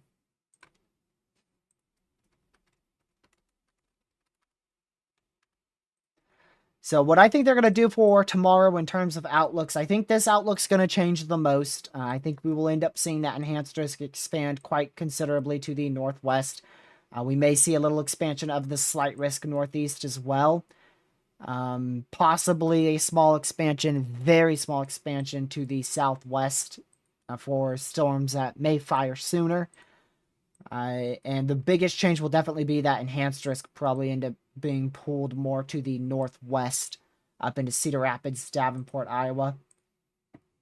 Saturday, I don't think we will see a lot change for Saturday. They may push that enhanced slightly to the west, a little bit west, but I don't think we'll see any big changes for this outlook tomorrow.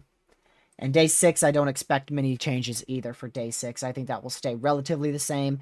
If anything, they may get rid of that northern bit, just a small slide of that northern bit, but I think that will stay relatively the same.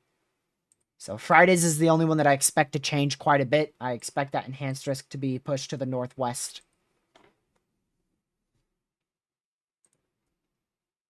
Thank you guys for hitting that like goal of 100 likes. We just hit that. That's greatly appreciated.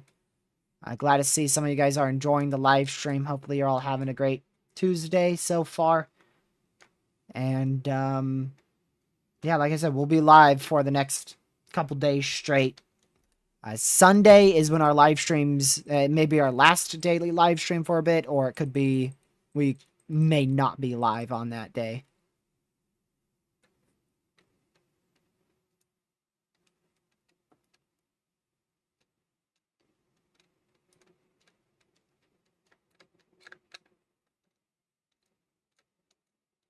It seems like Twitter's pretty confident that the GFS is going to end up being the one that wins this threat on Saturday. I don't know. We'll see which way the Euro trends. That's what I'm going to watch. Friday's threat, I'm going to watch the exact placement of the trough to see if it's going to shift any more south or north. But Saturday, we've got to watch pretty much the entire trough as a whole.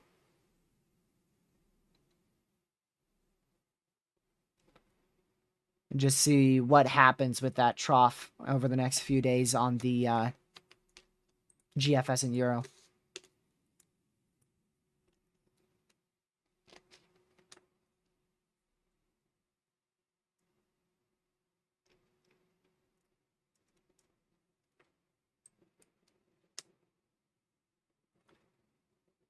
Let's see.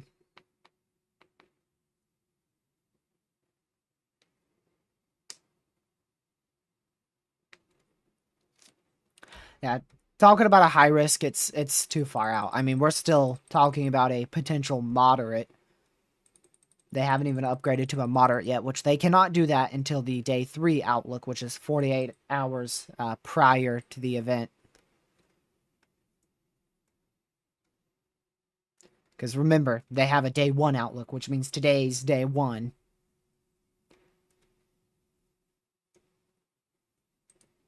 So the day 8 outlook is actually 7 days out, not 8.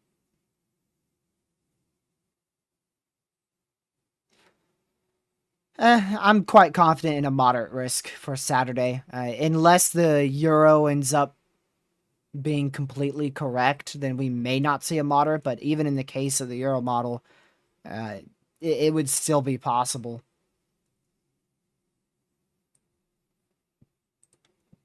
That's for Saturday. We may see a moderate for wind here on Friday, but we don't have cam models just yet, so I don't think we're gonna see them put out a day 3 moderate for wind. I don't think there's enough confidence to issue that, and that rarely happens. That's very rare. Day 3 moderates are something that you would barely even be able to see once a year. Sometimes they don't even happen once a year. They're very, very rare.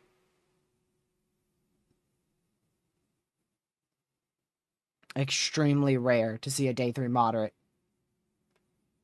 So this may eventually go moderate once we get closer and we get high resolution cams towards day 2 or day 1. And then day 4, or day 5 rather, here, which is going to end up being Saturday, we could see that go moderate as we get closer.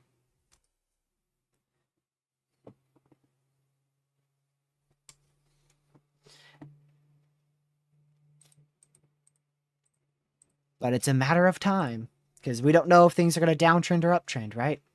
There's no way to know. There is no way to know at all. So we're just going to have to wait and see if things downtrend or uptrend. Holy crap! Holy crap, Rockets! It gets worse as I go on! Gracious day! Oh, then it grows upscale linear there. It just got worse as I went on. Jeez.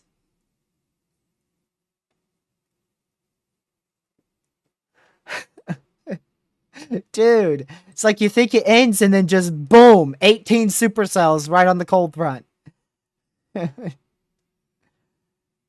Dude, that is insane. I don't know if this has audio, so I'm going to mute it. I want to count how many supercells this sucker has. 1, 2, 3, 4, 5, 6, 7, 8, 9, 10, 11.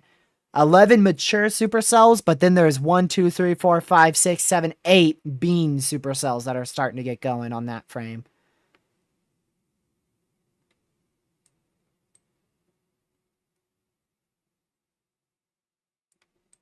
It is a high-risk caliber setup. I'll be the one to say that. How about that? How about that, Weather Warrior? It is a high-risk caliber setup. But I highly doubt we will continue this trend all the way till day one.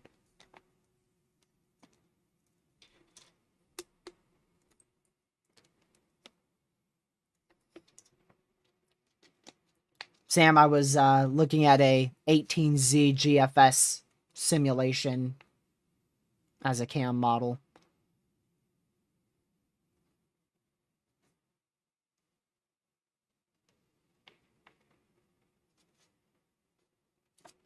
So, I don't think it will go high risk, because it takes a lot for things to go high risk from the Storm Prediction Center. But just know the ceiling of it is a high risk. Just know that.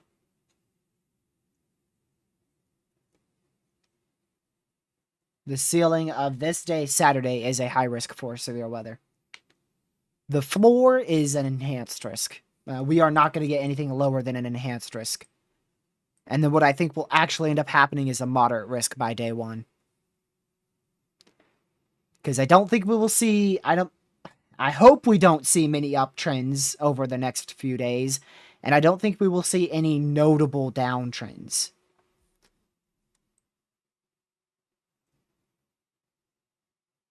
There is that possibility that the European model's right, but I'm just not thinking it will actually...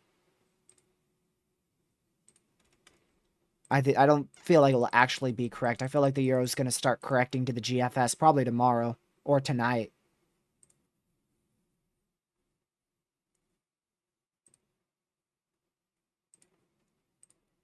Also, I would like to note how yesterday's 12Z European model run... let me go back here. Yeah, yesterday at 12Z, the European model run was agreeing with the GFS. The 12Z Euro was agreeing with the GFS yesterday. Today's 12Z Euro, it downtrended ridiculously. And I'm not too sure exactly why.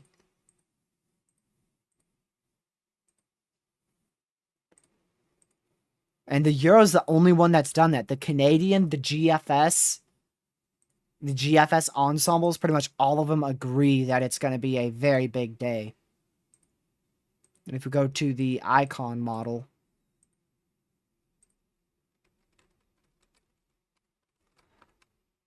yep, the icon model run also has it being a very big day. So it's really just the Euro. The Euro is an outlier for once. I don't think there's many times where it's a big outlier.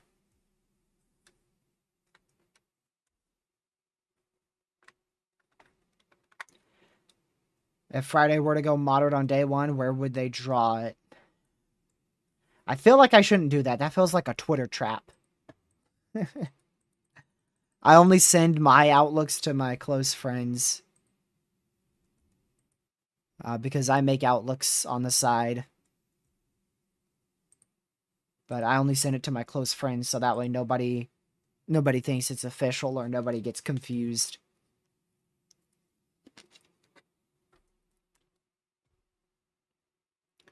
But it's too far out to say exactly where that moderate would be. It would definitely be somewhere over Alabama and Mississippi, but exactly where, I can't say. It would be somewhere over Mississippi or Alabama. It's just too far out to pinpoint exactly where the best chance of that is.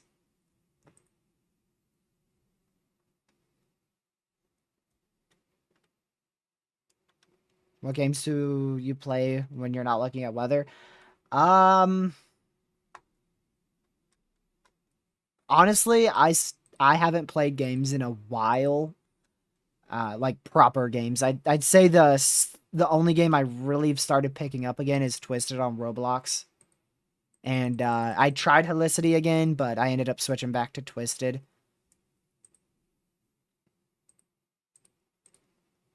And that's like the only game I play on Roblox now too. I really stopped playing games over the last week or so because I've been focusing on this threat. After this threat, I don't know. I'm not too sure. I've lost my passion for gaming a little bit. Most of that passion's gone into weather. Weather is what I mean, that's what I really do a lot.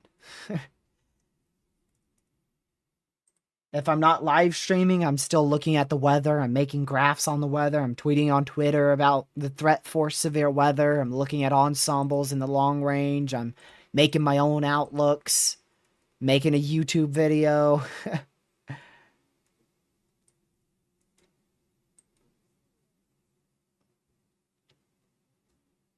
So it's not like I'm a full weather nerd.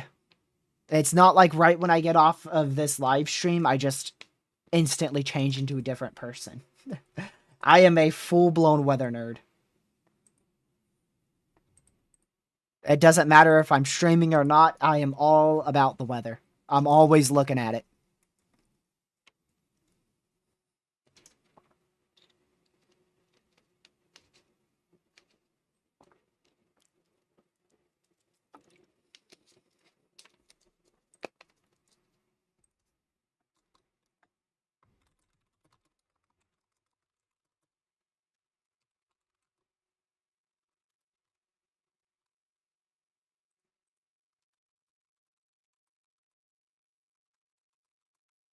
Give me just a moment.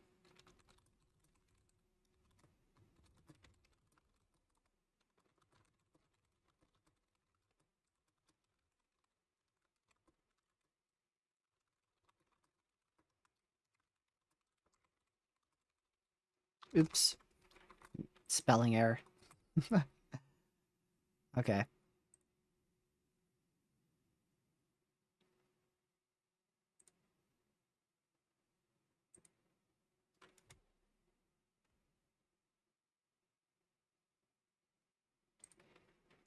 Quickly get this.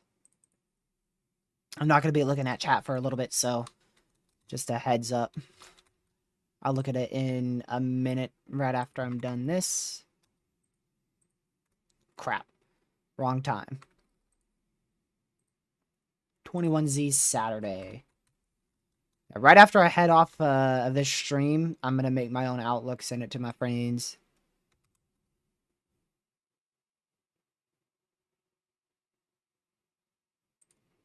I'm not even kidding. That's what I'm going to do because whilst I have all this fresh in my head, that's the best time for me to do it.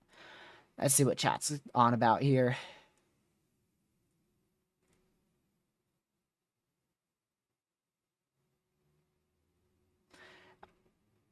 I don't really know why we're discussing a high risk. I don't see the point in it.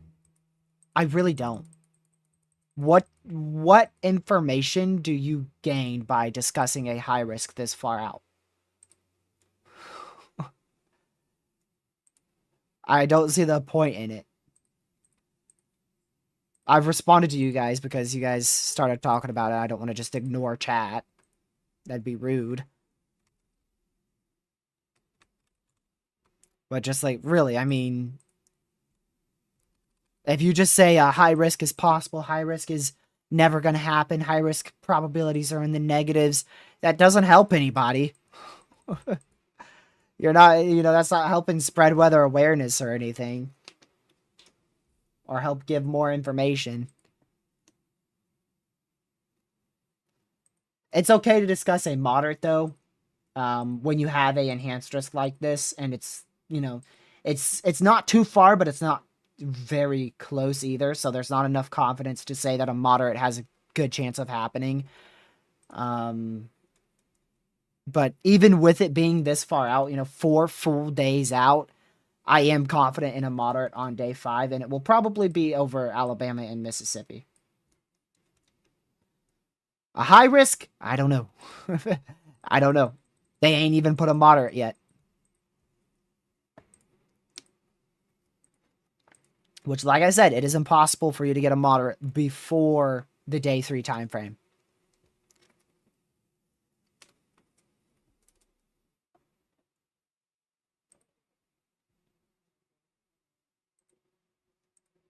Nah, that's not my outlook. I actually draw full outlooks. I hand draw it, so that's why it probably looks terrible. I'm yet to fully nail one without like agreeing completely with the SPC because the SPC is so good at their job. It's very difficult to disagree with them. It's rare that I end up issuing a completely different outlook from them because they're pretty much never wrong. Sometimes they're overdone on probabilities, but that's because model runs sometimes overdo the threat for severe weather, and so therefore the SPC ends up getting it wrong. But I mean, it's difficult to draw something different from them. So what I end up doing is I try to predict their next outlook. That's what I try to do. I try to issue the outlook for the day later. So for today, I'm going to make an outlook for tomorrow on what I think day 4 and day 5 would be. Or day 3, day 4, day 5 would be. I try to predict their next outlook. Instead of just like fully going off the rails from them.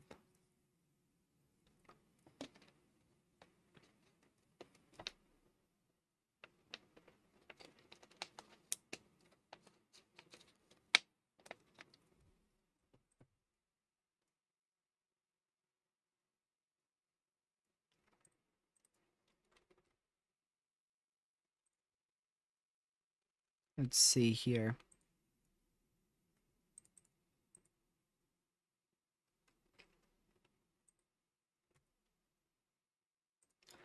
I want to go back to the euro again.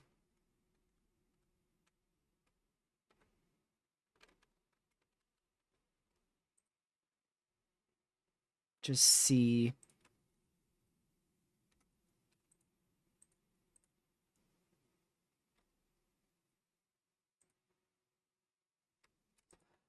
That's why someone on Twitter pointed that out. It seems like the euro's over-convecting. Look at that. GFS, Canadian, euro. The euro is over-convecting. That's what it is.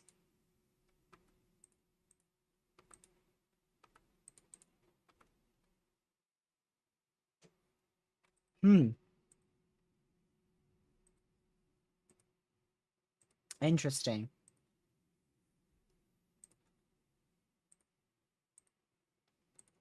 So that might be the only reason why the euro's...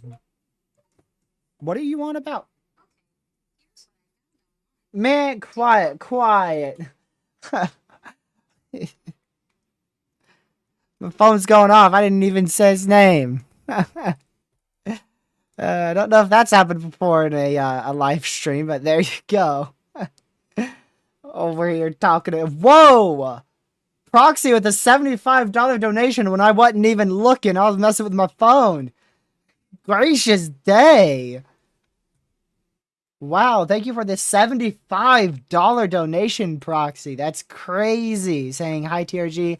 Thanks for all your hard work. Not liking that yellow 15% over all of Ohio. Yeah, I mean, thankfully, I don't think Ohio's going to see that big of a tornado threat, but man, the threat is definitely way up there. It is way up there, all the way up into Ohio for the chance of severe weather. But gracious day, Proxy. Thank you so much for the $75 donation. My word.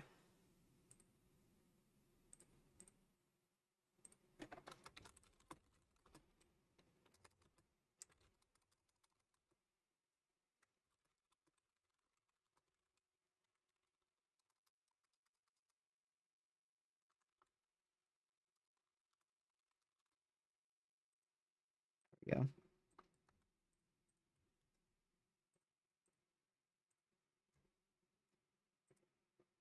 That's crazy, Proxy. That is crazy. Thank you.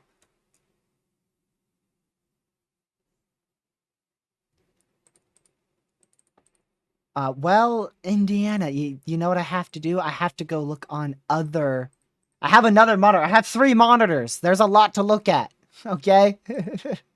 So I'm looking at data on this screen while looking at data on this screen while that screen's AFK while trying to watch chat on this screen while trying to watch Streamlabs on this screen. It's a lot to look at. And then I'm also trying to not let stream go quiet. There's only so much I could do. I really need a 4th monitor, to be honest with you. I need a 4th one. I wish I got a smaller monitor. I have 2 big monitors, like my main monitor and then the one that you see above my face cam. Those are big monitors. They are huge monitors. So I wish I got 4 smaller monitors. Instead, I got a small monitor here and then 2 big ones.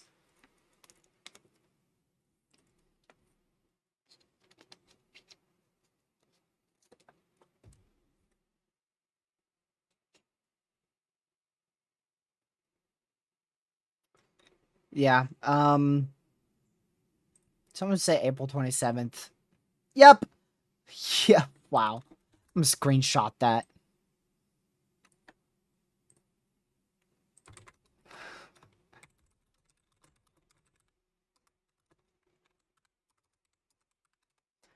This dude.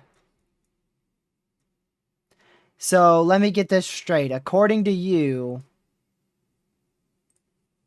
Rango, you think there will be more than 300 tornado reports on Saturday. Alrighty.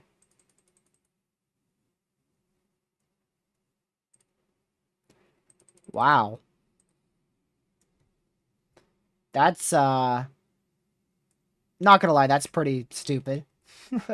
Straightforward with you. Personally, I would not say that at all.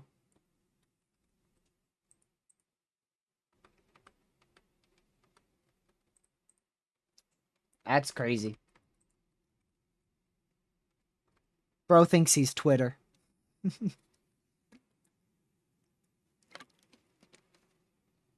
Eastern Iowa, Friday. Big time damaging winds, 60 to 70 miles per hour. I think the more southeast you are, the greater threat you have. If you are in like this portion, southeast Iowa, that's where the greatest wind risk should be. I think that area of Iowa will be added to the enhanced risk. I think we'll see that enhanced risk go up and over like this. So if you are in Cedar Rapids, Iowa City, Davenport, Burlington, I think those areas are going to get added to the enhanced risk for severe weather. It could go as far as Waterloo, but I'm not too sure. I'm not too sure on that. Again, Proxy, thank you for the $75 donation. That is greatly appreciated.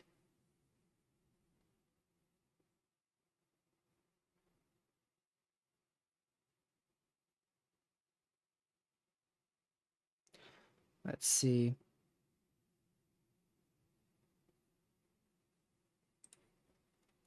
Well, to be fair, it's difficult to see.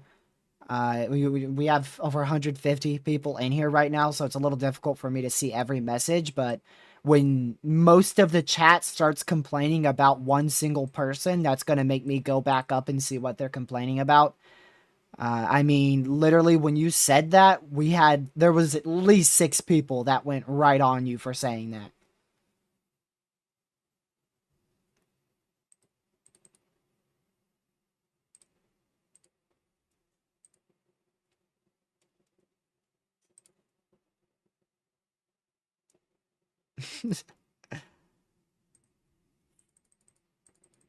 Man, sometimes you hate it, sometimes you love it. Twitter is a mixture of both emotions. Some days I just want to completely delete the app, and other days it's a good app. All right, so just to kind of go over the overall threat up here, this is where our damaging wind risk will be the greatest. You're looking at, well, let me go a little bit. zoom in a little bit more. So right in here, your damaging wind threat will be the absolute greatest, in my opinion. That's where we're looking at widespread, very widespread 60 mile per hour winds, most likely widespread 70 mile per hour winds with isolated areas, potentially getting at or just above 80 miles per hour. So very significant damaging winds. Multiple significant tornadoes, rather, my bad, multiple spin-up tornadoes, I apologize. Multiple spin-up tornadoes will be possible with maybe an isolated significant tornado. That significant tornado threat will be fairly low up here thanks to it being linear. So that main threat will be damaging winds, spin-up tornadoes. Further to the south out here, damaging winds of widespread 60 miles per hour. Isolated areas could see 70 miles per hour. We also could end up with a few significant tornadoes. That's where we could see a few significant tornadoes. Not up here, down south. Around where I have circled here is where that greatest threat for a few significant tornadoes. Probably not long-tracked. I don't think we'll see long-tracked strong tornadoes on Friday. And like I said, also damaging winds of 70 miles per hour, maybe as high as 80. And then some large hail up to about 1.5 inches will be possible as well. And then outside of that, of course, out here, that threat's going to decrease a little bit. And then further to the west out here, that's where the threat's going to begin. So I was really just talking about the peak activity with that. And then as we go into Saturday, our highest uncertainty is probably going to be right in this area. This is the region where we have the highest uncertainty on hazards. But at the moment, you're looking at isolated damaging winds up to 70 miles per hour, some isolated small hail, a tornado or two will all be possible there. Maybe a few tornadoes will be possible there. And then on the north side, we're looking at a couple tornadoes possible, some damaging winds up to 70 miles per hour, very small hail. I don't think hail will be a big threat towards Ohio. And then, of course, the highest threat will be focused on the southern end. Multiple long-tracked, strong tornadoes, potentially an intense tornado, will be possible in Mississippi, Alabama, and Georgia as we go through the early afternoon and then the rest of the afternoon into the evening and early night hours in the southern U.S. That could change. We could end up seeing a significant downtrend. And if we do see that significant downtrend, it would most likely be Dixie Alley that downtrends the most out here, Mississippi and Alabama. That multiple strong tornadoes, potentially long-tracked, that would most likely go way down to a tornado or two, could be strong. So if that capping does hold, or if we end up seeing a small warm sector, or if we end up seeing a lesser, rather a not as potent trough, not as negative tilt trough, then we may end up only seeing, I shouldn't even say only, we would end up seeing multiple tornadoes possible, strong tornado or two possible. Regardless, we're looking at a tornado outbreak. Regardless, we are looking at a tornado outbreak for Saturday. It's just a matter of if it will be a high-end tornado outbreak or not. Thank you, Proxy, for the 20 gifted memberships. Very well-known and frequent viewers just got gifted. Make sure you thank Proxy for that. Hoops got gifted that. Pez, Brian, Isabel. You guys are all very frequent viewers, and you just got gifted a membership there. So if you got a membership there, make sure to thank Proxy. Again, Proxy, thank you for the 20 gifted memberships there.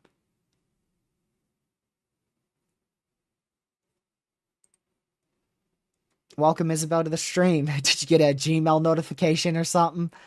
I don't think you were in the stream till just now. I don't get notifications for people gifting me for some reason. If I on like another channel. Obviously, I get it from my channel. Obviously. But if I get a membership on another channel, for some reason, it don't notify me.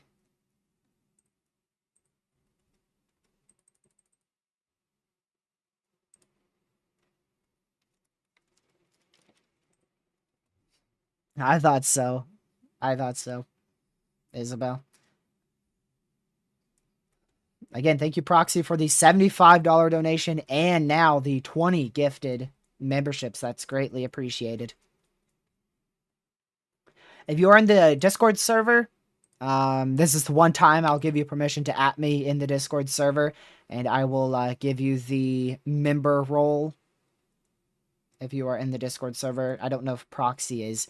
You can join that with the link in the description if you're not already in there. It is it's the second link in the description, but you could also join it from the first link in the description.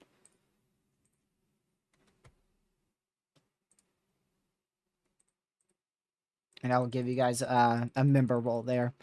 Unfortunately, TRG has been very much slacking on the membership videos and live streams. I have been doing absolutely horrific with that. I meant to do a lot more in winter, but that did not happen. So I apologize for that. I really need to figure out how to do more member content. But the thing is, I don't want to... It's difficult because I don't want to paywall things, right? I don't want to do that to Weather, ever. So it's difficult to find that balance of what I want to paywall and give access to only members and what I don't want to. I really don't want to paywall anything.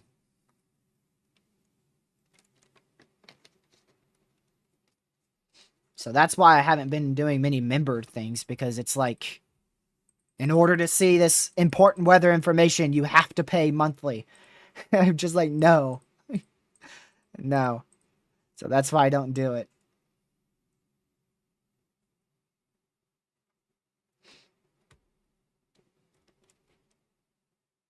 AccuWeather be like, oh, that's crazy. Nah, because that's true. That's crazy, dude. Oh my word. Twitter made fun of them so much the other day. They made fun of him so much.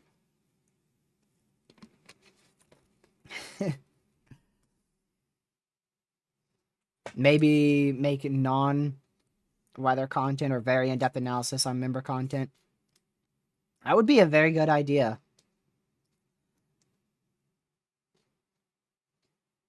Or long videos for members. That's a good idea. Will I do it? Probably not.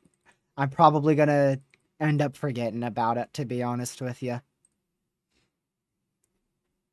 It's also slightly difficult to find the time. I've been very busy recently. Of course, with live streams too. But I really do want to do more content. And I really do.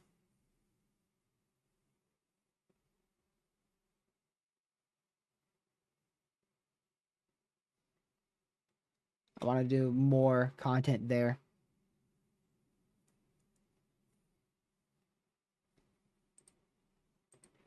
Especially since you guys are paying for it. I mean, you're literally paying for memberships, and I mean, you're not really getting that many benefits. I know it gives you like stickers, you get the badge next to your name. You get a member role in Discord.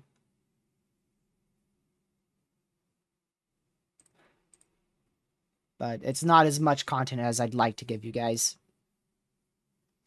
But just know these live streams, briefings like this, and coverage live streams will always be available for free for everybody. Relatively ad-free. I think YouTube gives you an ad when you first join. Then, of course, at the end of the stream as well. It should be ad-free through the middle. If it's not, then that's YouTube's fault. Because I only have ads turned on for when you first join and when we're starting to do the outro music. Only those 2 times. You should only get 2 ads. That way you have completely uninterrupted coverage, or an uninterrupted briefing there.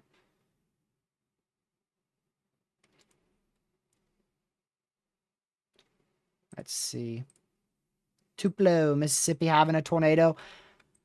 I can't give you the exact percentage because we're too far out. So I can't tell you exactly what percentage you are in. You're in an overnight risk, most likely. You'll have some severe weather overnight, Friday night into very early Saturday morning. And then you'll probably have another chance Saturday afternoon for severe weather as well. Like I said, I can't give you the exact probability. My guess is it will be anywhere between a 2% and a 5% every 25 miles of a given point. That's my guess. I don't know exactly what they will have because they could push the higher risk to the northwest, or they could push the higher risk to your south and keep you out of the main risk. But generally, in here, you're going to have around a 2 to 5% chance within that whole radius of a tornado, which is very low. That is very low. And the chance of that actually getting into Tupelo is extremely low. And the chance of that hitting your house inside that circle, inside of Tupelo, Mississippi, extremely low. And that's just my guess. I'm just guessing that they will put you in a 2% or a 5%. You're not under an exact probability at the moment because we're not close enough. Once we get to the day 2 outlook, then they will put you under an exact probability.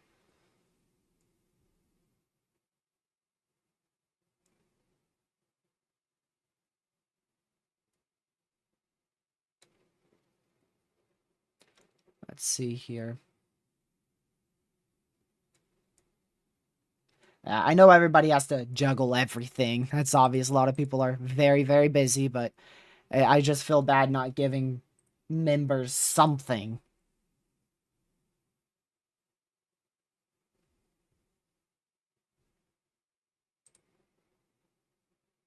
Let me see here. Whoa. Whoa. Rockets, that's huge. The man himself? James Spann himself said that this is not good. And that dude, that's like something you never hear from the guy. He like never says this is not good.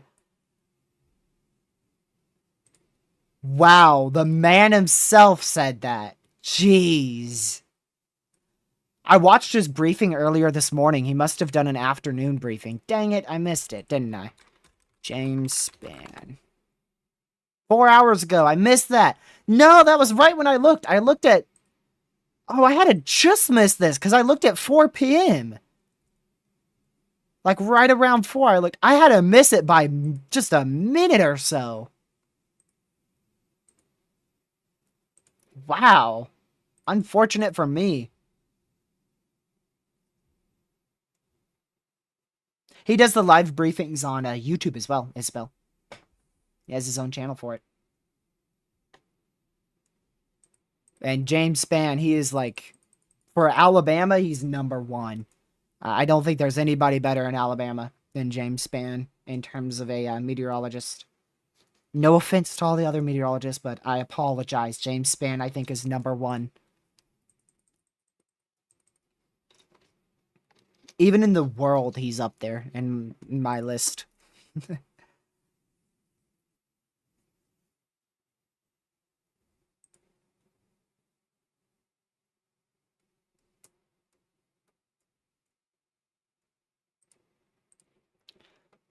Let's see here. Oh, that was you, Edits. You were the one who added me in that, not Rockets. Sorry. Thank you for that.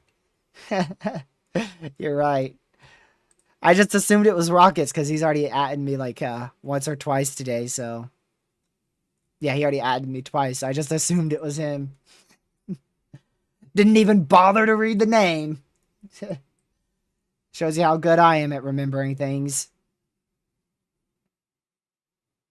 All right, we're going to do some zip codes and some forecasts. Please put your state. If you're saying your city, please put your state. Make sure your zip code's correct and do not spam it. I will start from top to bottom. So if you put yours in first, I'm going to get to you first. If you put yours in towards the middle, it's going to be a little bit longer. So I'll start from top to bottom. All right, so we have first 71112. So that's going to be Shreveport. Wow. Very close to Isabel. That's Tyler. Tyler, I know you're a pretty long-term viewer there. So for tomorrow, you are in the risk for some severe weather. Spin-up tornado will be possible. The main threat will be damaging winds of 60 miles per hour. Some large hail in your area. I think it will be a little less. You are in that significant threat. But I think you could end up with around 1.75-inch hail, whereas to your northwest, it could be up to 2.75-inch hail. So keep an eye out tomorrow. We'll be live covering that probably just after or around 6 p.m. Eastern. And then your next big day is obviously going to be Thursday, or rather Friday. Man, it's only 8 o'clock. How am I already mixing things up? So for Friday, I think damaging winds of 60 miles per hour, some small hail of around an inch in diameter, and a spin-up tornado or two will be possible. That strong tornado threat and the most notable tornado threat, I believe, will be off to your northeast. Exact timing of that for Thursday, rather Friday, gracious. Exact timing for Friday is a little bit too uncertain to say. I can give you a general time frame. We don't have any high-resolution models, but I'd say probably around 2 p.m. Central is your best time frame for severe weather there. All right, now Kentucky. So your main threat is going to be probably overnight, Friday night into Saturday morning. Yep, definitely overnight. So your main threat's probably going to be around 4 a.m. Central Time. Right around 4 a.m. Central Time, Friday, rather Saturday morning. Very, very very late Friday. Holy moly! English, where are you? Very late Friday night, probably closer to around 4 a.m. Saturday morning will be your main time frame for severe weather. 60 to 70 mile per hour winds and a spin-up tornado or two will be the main possibility. Jeez. Gracious. Never going to get through this if I keep Englishing like that. Alright, well, we got one pretty much right in Shreveport. So what I just said for Tyler just a few moments ago still stands. Hail threat tomorrow around 1.75 inch in diameter, 60 mile an hour wind, spin up tornado can't be ruled out. Friday's your main threat for severe weather, probably around the 2 p.m. Central time frame. Damaging wind 60 to 70 miles per hour. I don't know if we'd actually be able to get to that 70 mile per hour mark. And then some small hail as high as an inch in diameter. I should say as large as an inch in diameter. And then a brief tornado can't be fully ruled out, with that strongest tornado threat being off to your northeast. Just doing the very basics. We're not getting into extreme details yet. So you are out here in Gainesboro, Tennessee. Probably going to end up being the biggest threat here. Yep, that's what I was thinking. Saturday will be the biggest threat for severe weather. Probably going to see multiple rounds for severe weather. You'll see a line of damaging winds early Saturday morning, probably around that 6 a.m. Central time frame. Damaging wind 60 miles per hour, a brief weak spin-up tornado can't be fully ruled out. And then that main threat will sweep through Saturday afternoon towards the 5 p.m. Central time frame. 60, 70 mile per hour winds and a couple spin-up tornadoes will be possible there. All right, let's go to the next one. That's Rogers, Arkansas. So that's northwestern Arkansas. Your main threat, ooh, you're right on the edge, I believe, if we take this to Friday. Yeah, you're going to be like right where storms fire. So that's a bit tricky. I would say 60 mile an hour winds, small hail, and a brief spin-up tornado could be possible, but all it takes is for storms to fire a little bit more to your east, and then you won't even get a drop of rain. So it just depends on where storms fire in your area. Definitely want to be weather aware because storms could fire earlier or later. But overall, you're in a relatively lower threat for severe weather. You're right on that edge. Georgia now. So this is going to be south central Georgia. Your main threat will probably end up being very late Saturday into Sunday. Yeah, Sunday, actually barely even a threat Saturday, so Sunday is going to be your main threat for severe weather. So for Sunday, I'd say damaging winds of 60, maybe as high as 70 miles per hour. Very small hail. Can't fully rule out a brief spin-up tornado. We'll know more once we get closer. The time frame is tricky because it's a little further out. But I'd say that time frame is probably early in the morning near 10 a.m. Eastern. We got another one here in Arkansas, Jonesboro, Arkansas. Ooh, that's where our main threat, probably our main threat for tornadoes, will be focused on Friday. Dead center of that enhanced risk right there. So damaging winds of 70, isolated up to 80. Small hail, maybe even some isolated large hail up to an inch, inch and a half in diameter. And a couple tornadoes, possibly one or two strong, will be a possibility in this area in the evening hours. Yeah, probably close to about 6 p.m. 6 p.m. Central Time for your area for those supercells to move through. So definitely want to be very weather aware there. Let's see. This is going to be Georgia, Cave Spring. It's just to the northwest of Atlanta. So your main threat will be Saturday, probably by a milestone. I think you're in that enhanced. Oh, yep. So this is a little tricky because we don't know the exact highest placement. We will most likely, by day one, end up with a moderate risk. So in this area, for now, overall the threat is 70-mile-per-hour winds, multiple tornadoes, probably a strong tornado or two being a very, very real possibility in this region. And then some isolated large hail up to an inch and a half in diameter will be possible. Main time frame probably end up going to be a little later, closer to the 8 p.m. Central Time frame. Probably a bit of a nocturnal threat there.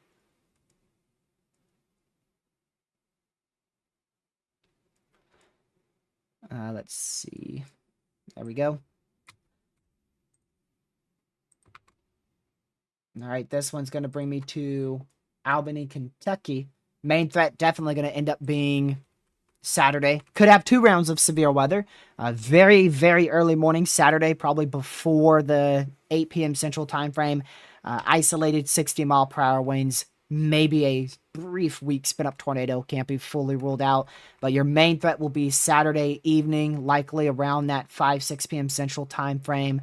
Damaging winds 60 to 70 miles per hour, and a few spin-up tornadoes will be possible. I think the strong tornado threat will remain just off to your south for Saturday.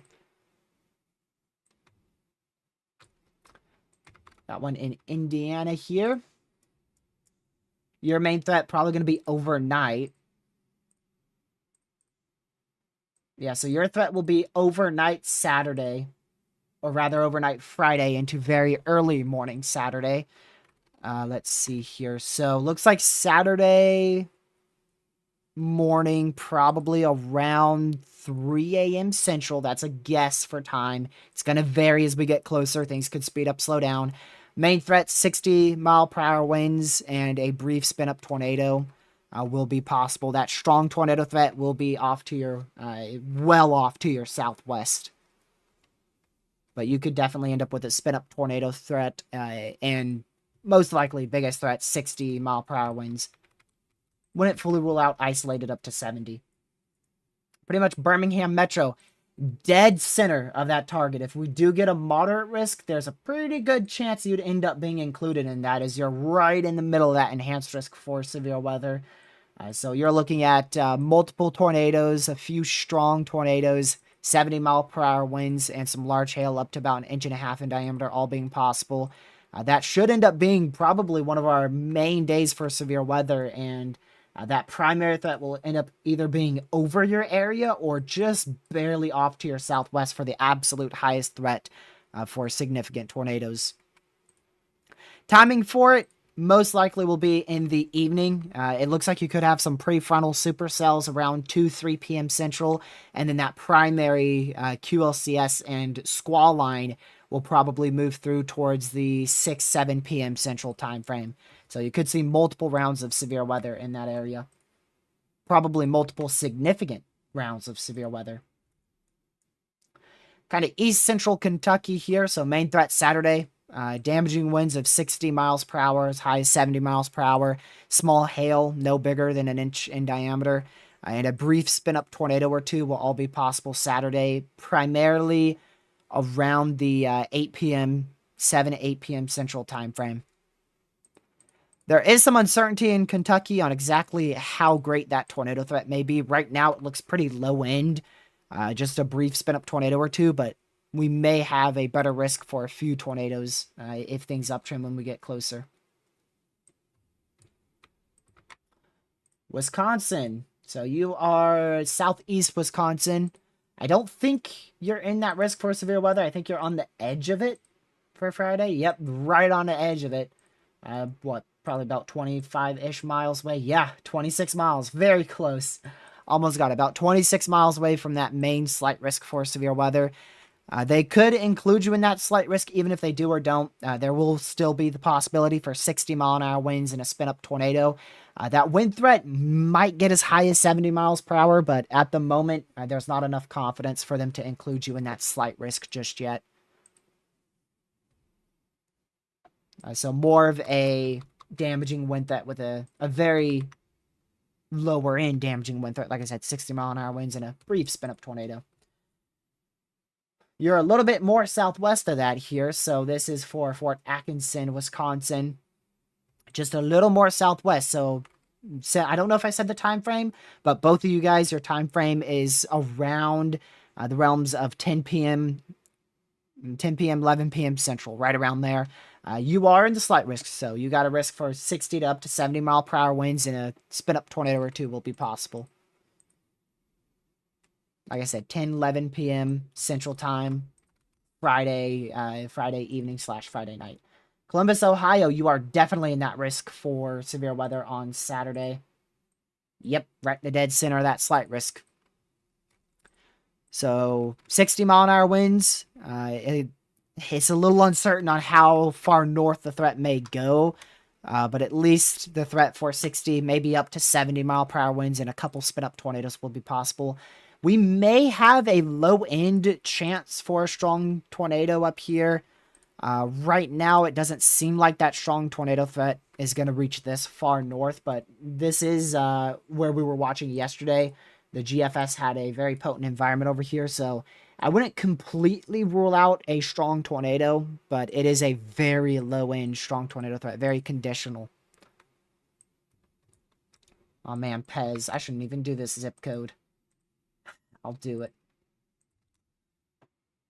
All right, you, Pez, you are in Indonesia. I don't really have many softwares that are going to be able to reach all the way out here. No, I'm just kidding. Right back over to Pennsylvania. He came up with a different area for the number one, the number one search there. All right, so overnight threat. Good luck storm chasing. You ain't going to see nothing. It's going to be completely dark out there. Probably a 2 a.m. Central Time frame threat. Extremely early Sunday morning. And it looks like Sunday that main threat will be off to your east. So you're looking at really a morning threat for severe weather. 60-mile-per-hour winds is really the main threat. You can't fully rule out a spin-up tornado, but it's not nearly as likely here as it is more west and or more east. So you're right into that area where probably won't end up with much of a tornado threat. Missouri, that's going to be just northwest of St. Louis. If you're not in the enhanced risk, I think you could be put in it tomorrow. Yeah, so for Friday, they don't have you in that enhanced risk just yet, but you may be pushed into that enhanced risk once this updates tomorrow. You're looking at damaging winds of 60 to 70 miles per hour possible. Depending on where that line forms, there's a chance you could end up with as high as 80 miles per hour in this area.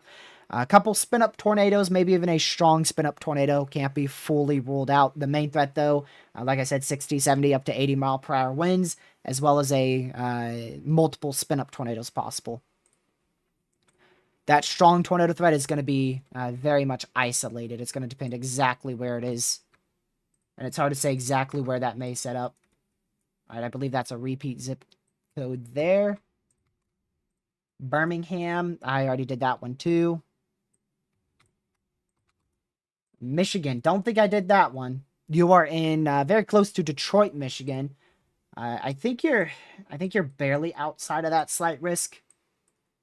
You're not too far from that slight risk. All that it takes is a little tiny shift northwest. You could end up in that threat. Right now, models are actually showing some threat for severe weather over your area, even though you're not in that slight. So 60-mile-an-hour winds and a brief, weak spin-up tornado can't be fully ruled out. The wind threat will be the main issue.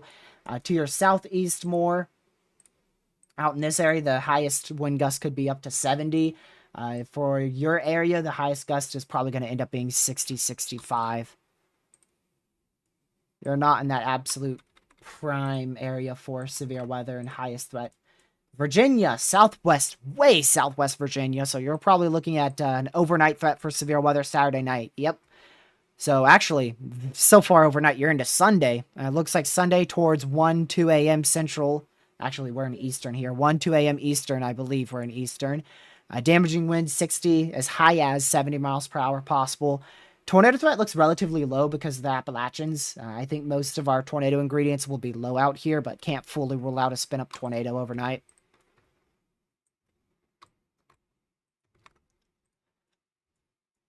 All right, you are up here. Let's see. It's in central Illinois. Almost dead central Illinois. So you're going to end up with probably damaging winds as your biggest threat. One of our mods, Caleb, lives just to your southeast there. Damaging winds, 60, 70 miles per hour. Could even get as high as 80 mile per hour winds will be possible. Main time frame is going to be after dark, probably close to the 9 p.m. Central time frame for you. Very late Friday. Very late Friday will be the main time frame for you, and you are inside that slight risk, and you will probably be pushed into that enhanced risk for severe weather through the next few updates. I think I did Misty. Did I do Misty? I'm pretty sure I did Misty. Let me just see. I don't know if I did Misty. Hold on. I'm sorry, Misty. I might have actually skipped you somehow. If I didn't do your area, damaging winds of 60, 70 miles per hour, even as high as 80 miles per hour. A few spin-up tornadoes, maybe even a strong spin-up tornado will be possible, primarily around that 7 p.m. Central time frame. Just in case I didn't do yours. I've forgotten. Kind of southeastern Indiana main threat will probably end up being on Saturday. Yep, slight risk for severe weather. 60, 70 mile per hour winds will be possible. Rather, I should say 60 mile an hour winds as high as 70 mile per hour winds will be possible. Can't fully rule out a spin-up tornado. Now, that looks to be your main threats there. That tornado threat's probably your lowest. Time frame's a little tricky. Maybe 2 rounds of severe weather. Maybe a round for potential weak tornadoes and damaging winds towards the 7 a.m. Central time frame Saturday morning, and then a secondary round with those same hazards towards the 7 p.m. Central time frame. So it's both 7 a.m. and 7 p.m. on Saturday. Maybe 2 rounds there, same hazards.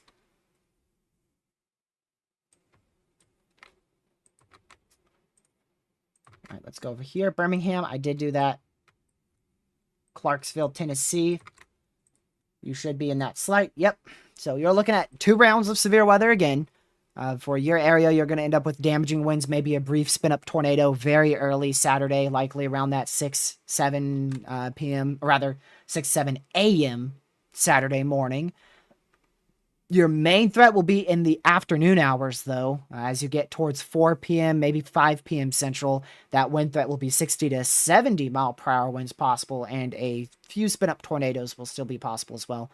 So a bit of a greater risk, especially for wind into the afternoon hours. Pretty sure I did that area. I'm pretty sure I did that area. Don't think I did this area, Jefferson City. Central Missouri there.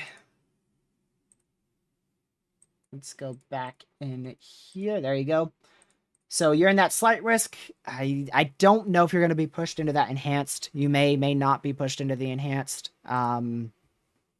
If you are, or even if you're not, looks like the main threat will be 60 to 70 mile per hour winds. Depending on where that line forms, could have up to 80 mile per hour winds there, likely around the 4 or 5 p.m. Central time frame on Friday.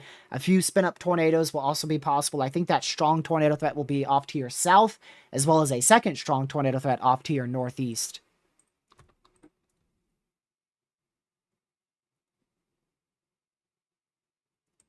Did that one already. Pretty sure I did that one already. Yep, pretty sure I did that one already.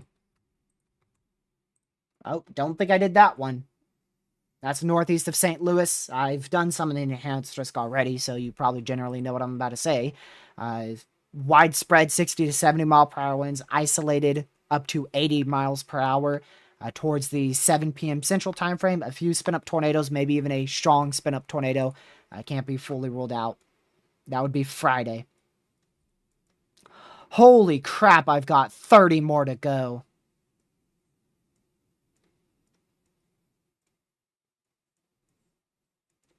Y'all, I'm cooked.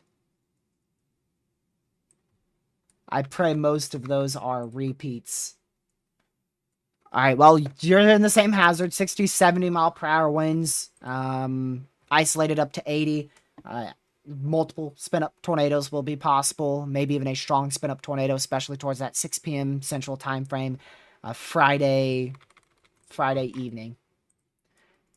Georgia, southeastern Georgia, main threat is going to be on Sunday.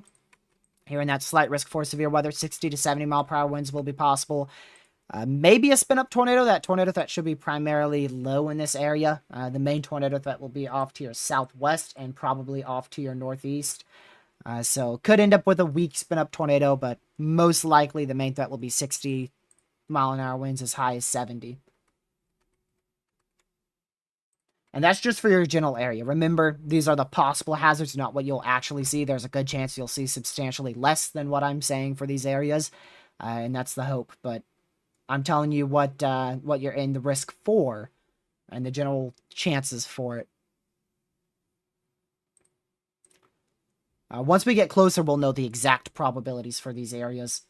Main time frame for that will probably be around 11 a.m. Sunday morning. Pretty early. I did that one. Did that one. That's a lot of repeats right there. Sweet. Columbus. I think I did that one. Just in case I didn't. 60 mile an hour winds, as high as 70 mile an hour winds possible. A few spin up tornadoes will be possible as well. There is a conditional strong tornado threat. That is a possibility there. I don't feel like that's going to be anything notable though. There may be at least an opportunity for it, but I doubt it will be, an actual strong tornado threat. So mainly a few spin up tornadoes, possibly a strong tornado. Somewhere in the state of Ohio. Doesn't necessarily mean it's going to be over your area. And then damaging winds, like I said, 60, 70 miles per hour. Main time frame, going to be 2 rounds. Saturday morning, Saturday morning, right around 11 a.m. Eastern. And then another round that could be a little bit more substantial for damaging winds towards the give or take 10 p.m. Eastern time frame, Sunday. Or rather, Saturday. My bad. Both of those were for Saturday. Athens, Alabama. You're in the main risk for severe weather on our day 5 outlook here from the SPC. So 60, 70 mile per hour winds will be possible. Around 1 inch hail as well will be a possibility. The biggest threat will probably end up being the winds and the tornadoes. Could see multiple tornadoes. Potentially even a strong tornado being a very real possibility out here. There's also a chance for a long-tracked strong to intense tornado being a possibility, but exactly where those highest probabilities set up is a little uncertain at this point. We'll keep watching trends, and like I said, the closer we get, the more we'll know. Main time frame for that is about 7 p.m. Central.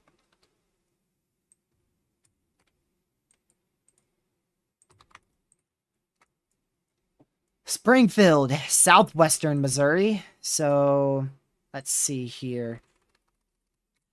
Storms are going to fire very close to you. Depending on if they fire to your west, east, or on top of you, these hazards are going to vary. If they fire to your west, they're going to be these hazards. If they fire to your east, you're barely going to see rain. If they fire on top of you, it'll be very minimal. But generally, we're looking at 60 mile an hour winds, as high as 70 mile per hour winds, and a spin-up tornado or two will be possible. Main time frame will be around that 4 p.m. Central time frame. Friday. Athens just did that one. Arkansas. Let's see. Just northeast of Little Rock. So you're looking at a really good threat for severe weather. 60, 70. Possibly seeing wind gusts as high as 80. if we can get more of a line established down here. But I think it's going to be more discrete storm, so most likely 60 to 70 mile per hour winds with multiple spin-up tornadoes, possibly a strong tornado being possible towards that 4 or 5 p.m. Central time frame for Friday. Did that one. Did that one. Oh, didn't do that one. That is near Gulfport. I think the main threat will be off to your northeast, but you're still going to end up with the risk of 60 mile an hour winds, as high as 70 mile an hour winds, possibly about 1-inch hail, and spin up tornado or two will be possible. I think that main threat will end up being more to your north, at least for the strong tornado threat. Your main spin up tornado threat is going to be with the line that moves through towards the, got to do a conversion, 6 p.m. Central time frame, Saturday evening. And again, I'm just telling you the general idea for severe hazards. They're going to vary. They could uptrend, they could downtrend. The timing could be off by 2 to 4 hours as well. I'm just giving you the general threat. Most of you guys won't end up seeing this threat for severe weather. However, it is a possibility, which is why I'm mentioning it. Within the yellow area, typically you have about a 15% chance for 60 mile per hour winds within a 25 mile given point. Tornadoes inside a slight risk, that's typically about a 5%. As we get closer, we'll know those exact probabilities, like I mentioned. So northeastern Ohio, damaging winds 60 to as high as 70 miles per hour. A few spin-up tornadoes, isolated strong tornado will be possible somewhere in the state of Ohio on Saturday. Main time frame for that, could get 2 rounds, one towards the 1 p.m. Central time frame. A little uncertain on if that's going to be potent and notable. And then your main round will be closer towards that 10 p.m. Central time frame.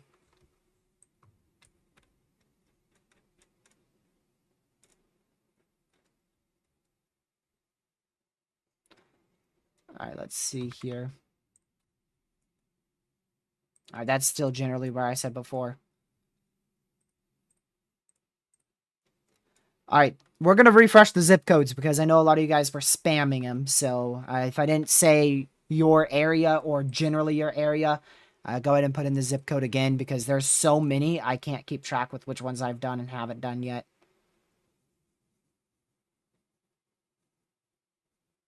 So if I did miss it, just go ahead and put them in again one time. Oh boy. Lord have mercy, help me. I don't have a lot more time to do these. We're running out of time here. Trenton, Kentucky. So your threat will be Saturday afternoon towards the 4 p.m. Central time frame. 60 mile an hour winds, maybe as high as 70 mile an hour winds, and a spin-up tornado will be possible. There's also going to be another round very early Saturday morning, likely towards 1 a.m. Central, that could produce 60 mile an hour winds and a spin-up tornado as well. Nashville, Tennessee. All right, that's Central Tennessee. Main threat will definitely be Saturday. Spin-up tornado or two will be possible. 60 mile an hour winds, as high as 70 mile an hour winds will be possible. Mainly going to end up being with that second round of severe weather towards the 7 p.m. Central time frame. But you could also get some isolated 60 mile an hour winds very early morning Saturday with a weaker round of storms that will move through towards the conversion again. Got to think 4 a.m. Central time frame. Pennsylvania. So you are in southwest Pennsylvania. I did generally this area. Very, very low tornado threat. Spin-up tornado can't be fully ruled out. Main threat will be damaging winds of 60 miles per hour towards the 11 p.m. Central time frame. That will be Saturday night, by the way. Just in case I didn't say that. Western South Carolina, you've got an overnight risk for severe weather. Very early morning Sunday, extremely late Saturday is what it's considered on the SPC Outlook. You're looking at probably about 5 a.m. Sunday morning Eastern time, 60 mile an hour winds, potentially as high as 70 mile an hour winds possible. Tornado threat should be very low. Could still see a spin-up tornado, but most likely the main tornado threat will be just to your east.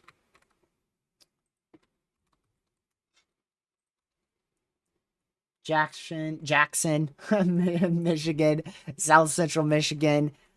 Let's see. It looks like the threat has a chance to split over your area. You'll still have that opportunity, though, Saturday morning towards 2 a.m. Central of 60-mile-an-hour winds and maybe a spin-up tornado. But anything higher than that looks highly unlikely at the moment. And that would be for Saturday morning.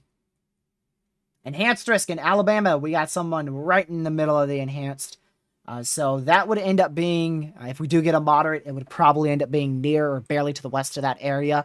So multiple tornadoes, some significant, maybe one or two long tracked will be possible on Saturday. The closer we get, the more we'll know if these hazards increase, decrease, or relatively stay the same. Also, damaging winds of 60, 70, isolated up to 80 will be possible. And some large hail up to 1.5 inch in diameter will also be possible. With multiple rounds of severe weather, you could see severe weather in the morning, anywhere between 2 a.m. Saturday morning all the way until the storm clears out towards 2 a.m. Sunday morning. So you've got a full 24 hours of possible severe weather to keep an eye on. The main threat will probably end up being in the afternoon hours as that strong cold front passes through towards 8 p.m. Central Saturday night.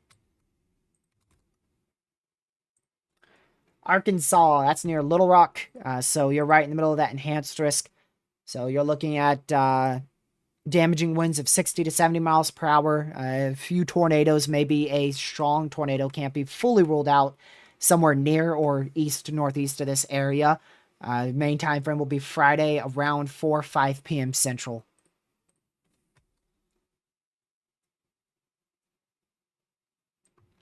See if I got this area here.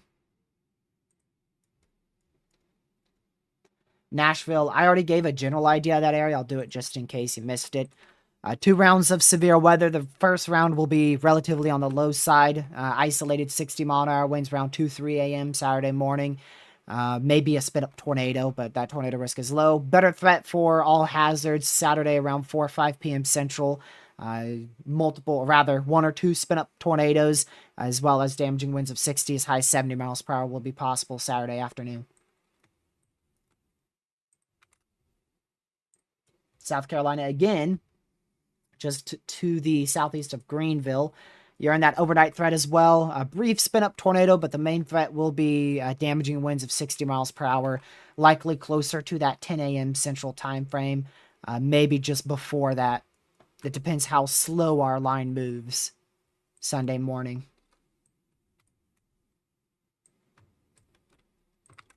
All right, we only have a little bit more time.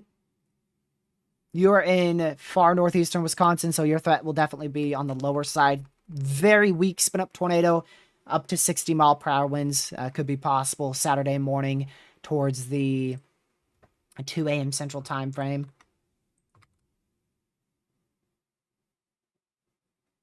And I think I got most of those. I know I didn't get every zip code. I apologize.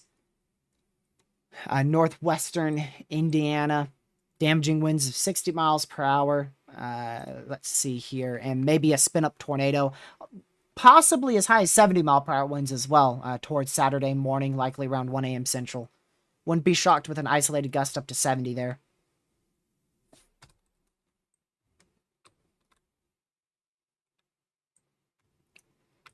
Let's see. Legacy. That's an enhanced risk for severe weather, so a couple tornadoes will be possible. Maybe a strong tornado can't be fully ruled out. Damaging winds of 60 to up to 70 miles per hour, and some isolated small hail around an inch in diameter will be possible, primarily around the 10 p.m. Central time frame Saturday evening / Saturday night. 18Z Euro in just yet? Let's see. Not on College Due page. But we are getting very close to wrapping it up. Try to do a few more zip codes for any that I missed here. So that's near the Twin Cities, Minnesota. Damaging winds 60 miles per hour and a brief spin-up tornado can't be completely ruled out towards the... that's very tricky for the time frame, but I'd say probably right around maybe 10 p.m. Central Friday night.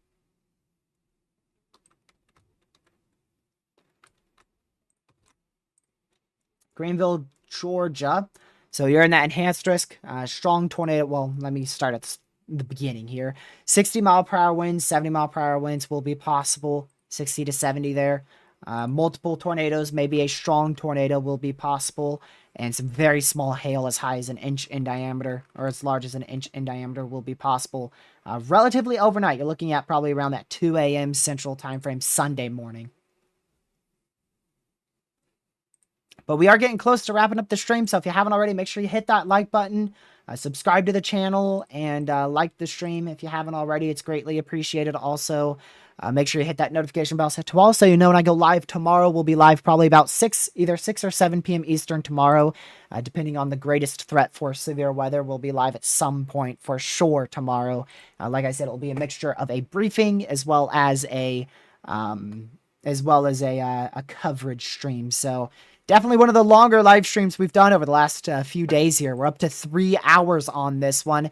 I went quite further over because I wanted to give a bit more of an in-depth analysis as well as talk about y'all's zip codes, try to give you the accurate forecast for that, or at least as good as I could do. I know I missed some of y'all's forecast and zip codes. You could always go to your local National Weather Service site, just look at the Storm Prediction Center, and or just tune into tomorrow's live stream, and I could give you more up-to-date information. The closer we get, the more information I'll have, the more accurate that information will have, the better timing we'll also know. So a lot of things become clearer with every hour that, specifically with every 24 hours that pass. Tomorrow looks iffy for coverage.